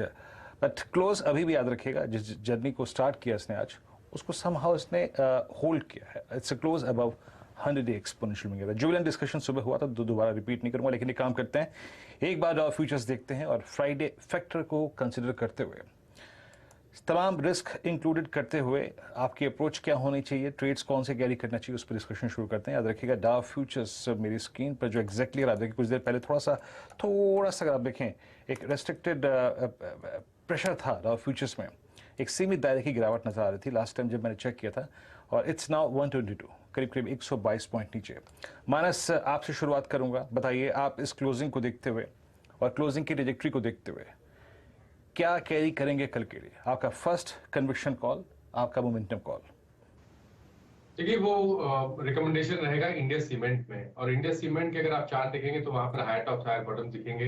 एक रेजिस्टेंस था 275 रुपए के आसपास, इंडिया सीमेंट ने उसको ब्रीच कर दिया है। तो पैटर्न को देख के लगता है कि पिछले हाईज जो कि 300 रुपए के थे, इंडिया सीमेंट उसको टच करने की कोशिश करेगा, इसलिए यहाँ पर खरीदारी करेंगे 270 रुपए के स्टॉप लॉस से 300 रुपए के टारगेट के लिए। और अगर कॉल ऑप्शन में ट्रेड करना चाहे तो at the money call option लीजिए, 280 वाला 16 रुपए पे ट्रेड हो रहा है, 11 रुपए का स्टॉप लॉस रखिए और 26 रुपए के टारगेट सेट करिए। एक्चुअली काफ़ी अच्छा मोमेंटम आ रहा है इंडिया सीमेंट्स में, और मतलब ये सिर्फ एक्चुअली इंडिया सीमेंट स्पेसिफिक है या बाकी स्टॉक्स में भी थोड़ा तेज़ी है? एक जरा बाकी भी देख लेते हैं। अंबुजा में भी थोड़ी सी तेज़ी है और एसीसी में भी हल्की सी तेज़ी है। तो मानस, सिर्फ इंडिया सीमेंट या कोई और सीमेंट स्टॉक भी अच्छा लग रहा है? तो जी अगर आप देखिए तो इंडिया सीमेंट ने पहले भी, अगर आप पिछले करीब 7-8 सेशन देखें तो वहां पर आउट परफॉर्मेंस देखा गया है, और मेरा समझना है कि आज के ब्रेकआउट के बाद ये जो आउट परफॉर्मेंस है ये कंटिन्यू रहेगा। तो ये केवल स्टॉक स्पेसिफिक इंडिया सीमेंट के लिए ही रिकमेंडेशन। इंडिया सीमेंट पर आशीष महेश्वरी की भी राय थी जब वो कार्यक्रम में जुड़े। उनका टॉपिक था आज के लिए जो कन्विक्शन कॉल हम कहते हैं। इंडिया सीमेंट में उन्होंने साफ कहा था कि 300 के ऊपर जाने के संकेत साफ दिख रहे हैं और इस पर एक टेक्निकल राय भी आ रही है। महेश्वरी साहब, आपका इस समय का कोई ट्रेड है जो कल के लिए कैरी करना चाहेंगे? जी बिल्कुल, मैं एक कैश का स्टॉक रिकमेंड करना चाहूंगा। मेरा मानना है HFCL में बिल्कुल इस लेवल पे बाइंग की जा सकती है, क्योंकि जो हार्डवेयर बनाते हैं ये 5G के लिए, तो उसका काफी बड़ा मार्केट अब ओपन हो रहा है, तो इस स्टॉक की भी री रेटिंग हो रही है। दूसरी बात ये, उनके पिछले क्वार्टर के नतीजे खराब आए थे क्योंकि बिलिंग पूरा नहीं हो पाया था और चिप्स का शॉर्टेज था। ठीक है, तो इस क्वार्टर चलिए ये आपके पे एक बार अब एक काम करते हैं, एक बार आशीष चतुर्मोता के पास भी चलते हैं, उनसे पूछते हैं कि वो क्या ट्रेड लेना पसंद करेंगे BTST के लिए। आशीष, तो इसमें मुझे क्यूमेंस काफी पसंद आ रहा है, जहां पर पे पिछले 3 महीनों से एक बहुत ही बढ़िया कंसोलिडेशन देखने को नजर आ रहा है। हमने देखा बाजार की गिरावट के में स्टॉक ने पार्टिसिपेट नहीं किया, तो ये एक बहुत अच्छा सिग्नल होता है किसी भी स्ट्रॉन्ग के रिवर्सल के लिए। 1205 के स्टॉप लॉस से मैं समझता हूँ क्यूमेंस में खरीदारी करनी चाहिए। 1300 रुपए की अपसाइड मैं समझता हूँ इस अपमूव में, और BTST के तौर पे भी मैं स्टॉक को रिकमेंड करूंगा। क्यूमेंस मुझे लगता है 1270-80 BTST के लिए, और इवेंचुअली 1320-1330 की ट्रेजेक्टरी क्यूमेंस के स्टॉक में देखने को नजर आ सकती है। तो क्यूमेंस एक स्टॉक जो आशीष काफी क्लोजली ट्रैक करते हैं, वहां पर एक मौका है। चलिए बहेती साहब को भी जोड़ लेते हैं, बताइए आपका ट्रेड क्या होगा? तो मैम UBL में खरीदारी की सलाह रहेगी। जिस हिसाब से चार्ट स्ट्रक्चर बना हुआ है UBL का, नवंबर 2021 के जो हाईज है स्टॉक उसको अप्रोच करने की कोशिश कर रहा है। वहाँ से अभी तक के नवंबर 21 के बाद के सारे हाईज इसने रीगेन कर लिए और उसके ऊपर ट्रेड कर रहा है। हमें लगता है कि 1710 का एक स्टॉप लॉस लगाकर 1800 के टारगेट के लिए खरीदारी की सलाह रहेगी UBL में। फुल सर्कल वीरू, UBL का जिक्र हो गया और कुछ देर पहले जुबलेंट फूड का भी। आपको याद होगा आज सुबह में मार्केट खुलने से पहले इन दोनों की चर्चा हम कर रहे थे। चलिए पालविया साहब बताइए आपका ट्रेड क्या रहेगा? तो हर्षदा जी, मुझे जो स्टॉक यहाँ पे अट्रैक्टिव लग रहा है वो कोल इंडिया का स्टॉक देखें तो डे हाई की तरफ बंद होते हुए दिख रहा है। जिस तरीके से आज स्टॉक में प्राइस एक्शन बना है, हमें लगता है ये मोमेंटम स्टॉक को 245 की तरफ लेके जा सकता है। स्टॉक में यहाँ पे हम स्टॉप लॉस रखेंगे करीब 228 के आसपास, तो कोल इंडिया बाय करने की सलाह रहेगी। ओके ठीक है, कोल इंडिया। चलिए एक बार अब इंडेक्स पर नजर डाल लेते हैं कि यहाँ से अब आगे क्या। 17,325 पर करीब निफ्टी बंद हो रहा है। मेरे ख्याल से एवरेजिंग जो है वो ले आएगी इसको करीब 17,330-35 के करीब। बैंक निफ्टी 39,262 के करीब। लेकिन जो आज का चार्ट है, जो सुबह बात भी की थी हर्षदा, मुझे लगता है कि अभी ये एक प्रोडक्ट है जिसमें टेक ऑफ नहीं हुआ था, मिड कैप इंडेक्स। मेरे ख्याल से मिड कैप इंडेक्स के F&O प्रोडक्ट्स अगर थोड़ा टेक ऑफ हो, क्योंकि आज का मार्केट था जिसमें लग रहा था कि मिड कैप्स आउट परफॉर्म करेंगे, और मिड कैप इंडेक्स मेरे ख्याल से ऑलमोस्ट हाईएस्ट पॉइंट पर बंद हो रहा है। 1.3% हायर है मिड कैप इंडेक्स। बाकी दोनों इंडेक्स ने अपनी तेजी गंवा दी है। मेरे ख्याल से ये वो मार्केट है जिसमें आप निफ्टी और बैंक निफ्टी को कैरी नहीं करेंगे, क्योंकि इसमें बहुत बड़ा रिस्क है। अभी जिस तरीके से डाउ फ्यूचर्स है, जो मर्जी टेम्पटेशन हो, ये वो वाली मार्केट है जिसमें आप स्पेशली क्योंकि वीकली एक्सपायरी ऑलरेडी खत्म हो चुकी है और मोस्टली लोग ऑप्शंस के थ्रू ट्रेड्स लेते हैं, तो भले ही आप निफ्टी या बैंक निफ्टी को कैरी फॉरवर्ड ना करें, इंडिविजुअल स्टॉक्स में जो ब्रेकआउट्स हो रहे हैं उनको शायद आप कैरी कर सकते हैं विद ऑब्वियसली सम हेजेस। लेकिन निफ्टी और बैंक निफ्टी में कल फ्रेश व्यू लीजिए, क्योंकि आज जिस तरीके की क्लोजिंग हो रही है वो ना यहाँ की ना वहाँ की है। नो मैंस लैंड में आज जो है मार्केट क्लोज हो रहा है, निफ्टी और बैंक निफ्टी दोनों। तो एक बार हम कल सुबह वापस आंकड़े देखेंगे यूएस मार्केट कैसे बिहेव कर रहा है, और उसके बाद और अगर आप पोजिशनल ट्रेडर हैं तो 17,240 वो निफ्टी का एक स्ट्रिक्ट स्टॉप लॉस मान के चलिए। 17,240 के नीचे अगर बंद होता है तभी इस मार्केट का ट्रेंड जो है वो चेंज होगा, उसके ऊपर तेजी है। वैसे आपने यूएस का जिक्र किया तो खेल यूएस फ्यूचर्स ही बिगाड़ रहा है। कार्यक्रम की शुरुआत में 70 पॉइंट की गिरावट थी, फिर बीच में हमने देखा तो 90 पॉइंट नीचे, अब 112 अंकों के नुकसान पर डाउ फ्यूचर्स खड़ा है और नैस्डैक में भी 52 अंकों तक की गिरावट आ चुकी है। तो वो एक पॉइंट है जिसको देखकर भी थोड़ी सी पोजीशंस हल्की होती हुई दिखाई दी होंगी। दूसरा एक फैक्टर तो ऑफ कोर्स हम कह ही रहे थे कि रुपए में वीकनेस है, ये लगभग 81-82 के आसपास आज जाकर टिकता हुआ दिखाई देगा आपको। कुछ ट्रेड्स आखिर में जो हरकत दिखा रहे हैं, जो होल्ड आउट कर रहे हैं, उसमें स्टील कंपनियां हैं। जेएसडब्ल्यू स्टील करीब 5% ऊपर, हल्की हल्की तेजी टेक महिंद्रा में जाते जाते आ गई। कोल इंडिया की तो बात वैसे भी की थी राजेश पालविया ने, लेकिन साथ ही साथ आप देखिएगा जो ड्रैगर साबित हुआ है ना उन बैंकों में, एचडीएफसी की तो चर्चा हुई, एचडीएफसी बैंक जैसे स्टॉक्स, कोटक की बात हुई, लेकिन एक्सिस में भी कुछ पोजीशंस हल्की होती हुई दिखाई दे रही है, तो वहां पर भी हल्की सी अनवाइंडिंग देखने को मिली। मानस, ये निजी बैंकों में एक तो कॉल क्लीन था और काफी अग्रेसिव था आईसीआईसीआई बैंक, लेकिन एक्सिस में जो पोजीशन हल्की हुई है आज डे हाई से, वो क्या संकेत है?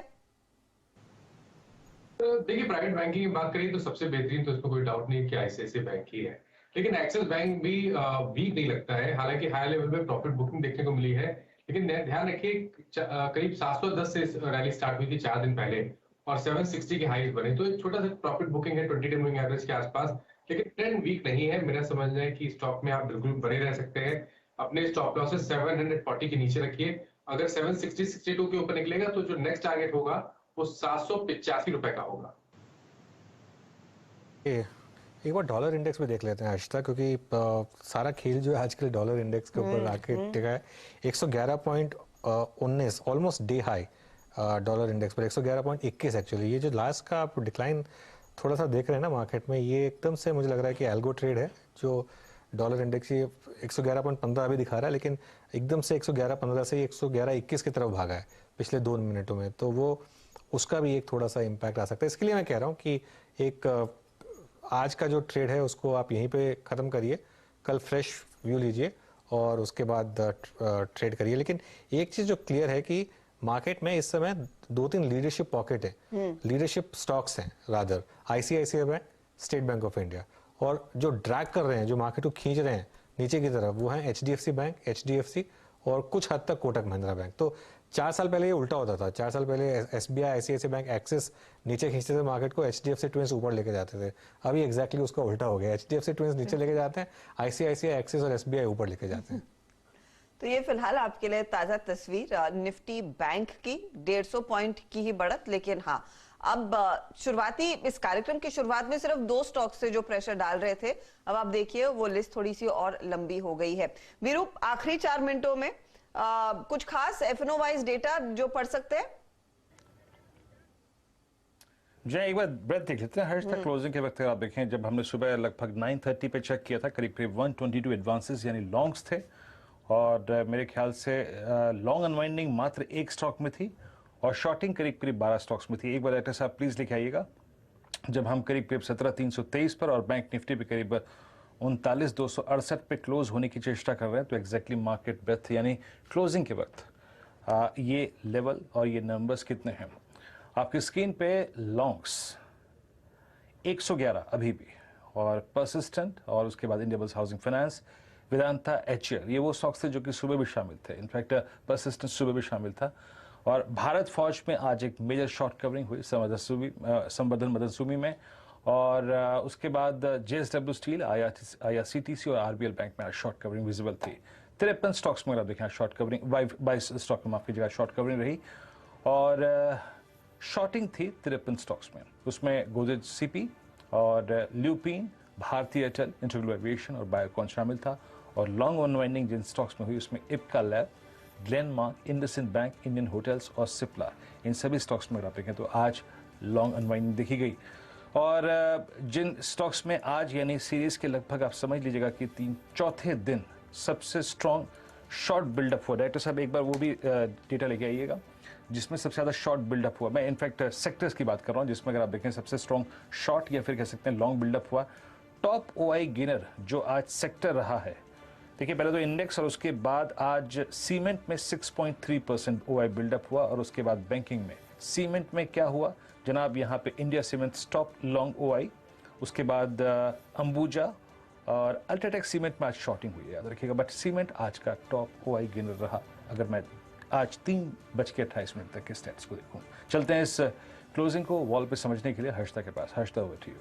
जी हाँ वीरू, ऊपरी लेवल से थोड़ा सा हल्का जरूर हुए हैं, लेकिन 17,322 के आसपास लगभग 48 अंकों की बढ़त पर इंडेक्स निफ्टी का और 150 पॉइंट ऊपर निफ्टी बैंक 39,261 के लेवल्स पर जाकर टिकता हुआ दिखाई दे रहा। एडवांस डिक्लाइन रेशियो आज हालांकि फेवर में था, बढ़ने वाले शेयरों की संख्या कहीं ज्यादा है गिरने वालों की तुलना में। मिड कैप्स दरअसल टूटा नहीं, मिड कैप इंडेक्स तेजी में ही बना रहा, लगभग 400 अंकों की बढ़त के करीब करीब हम जाकर टिकते हुए दिखाई दिए हैं। तो प्रेशर कहां से आया वो आपको दिखाएंगे।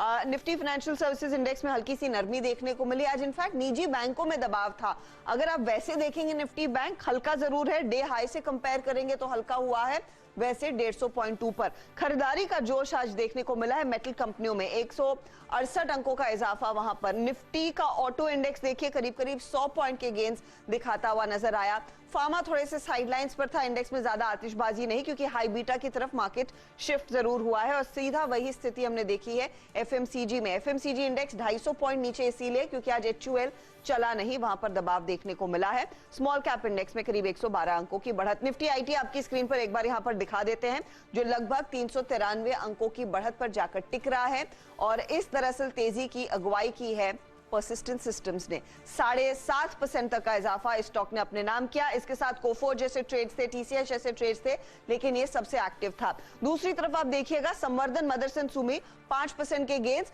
ठीक इसके पीछे आपको भारत फोर्ज भी देखना चाहिए क्योंकि जो क्लास ए ट्रक्स का डेटा आया है, नॉर्थ अमेरिका में जो क्लास ए ट्रक्स बिकती हैं, मंथ ऑन मंथ 164% का इजाफा और उसका फायदा इन स्टॉक्स ने आज जरूर कमाया। ये दो काउंटर्स दरअसल जो वायदा के हिस्सा है उनमें सबसे ज्यादा तेजी देखने को मिली। दूसरी तरफ स्पाइस जेट आपकी स्क्रीन पर आ रहा है। स्पाइस जेट के लिए एक रिलीफ था कि जो एक्सटेंडेड क्रेडिट गारंटी स्कीम है वो सरकार ने 400 करोड़ का आवंटन अब 1500 करने की तैयारी की है। माना जा रहा है कि स्पाइस जेट के हाथ 1000 करोड़ लग सकते हैं। ये सूत्रों के हवाले से अपडेट 41 के आसपास आया। आखिर में गार्डन रीच शिपयार्ड भी आपकी स्क्रीन पर लेकर आएंगे। तगड़े वॉल्यूम, 7 गुना वॉल्यूम्स पर ये स्टॉक 7 से 8% भागा। इनफैक्ट इंट्राडे में 9% से ज्यादा की तेजी थी, 400 पर टिकता हुआ। लेकर आइए हीट मैप जो आपको पूरा दिखाएगा हाल बाजार का। आज की क्लोजिंग दरअसल पॉजिटिव साइड पर होती हुई सेकेंड हाफ में बिकवाली के कुछ सौदे आते हुए दिखाई दिए हैं। क्या लड़खड़ाया?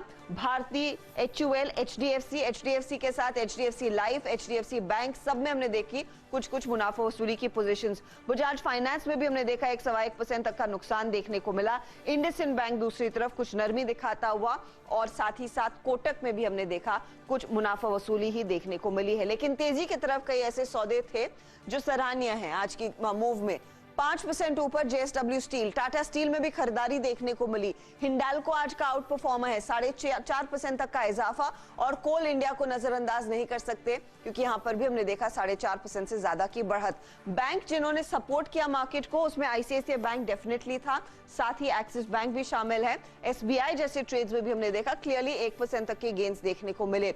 ITC के लिए एक मजबूत सत्र।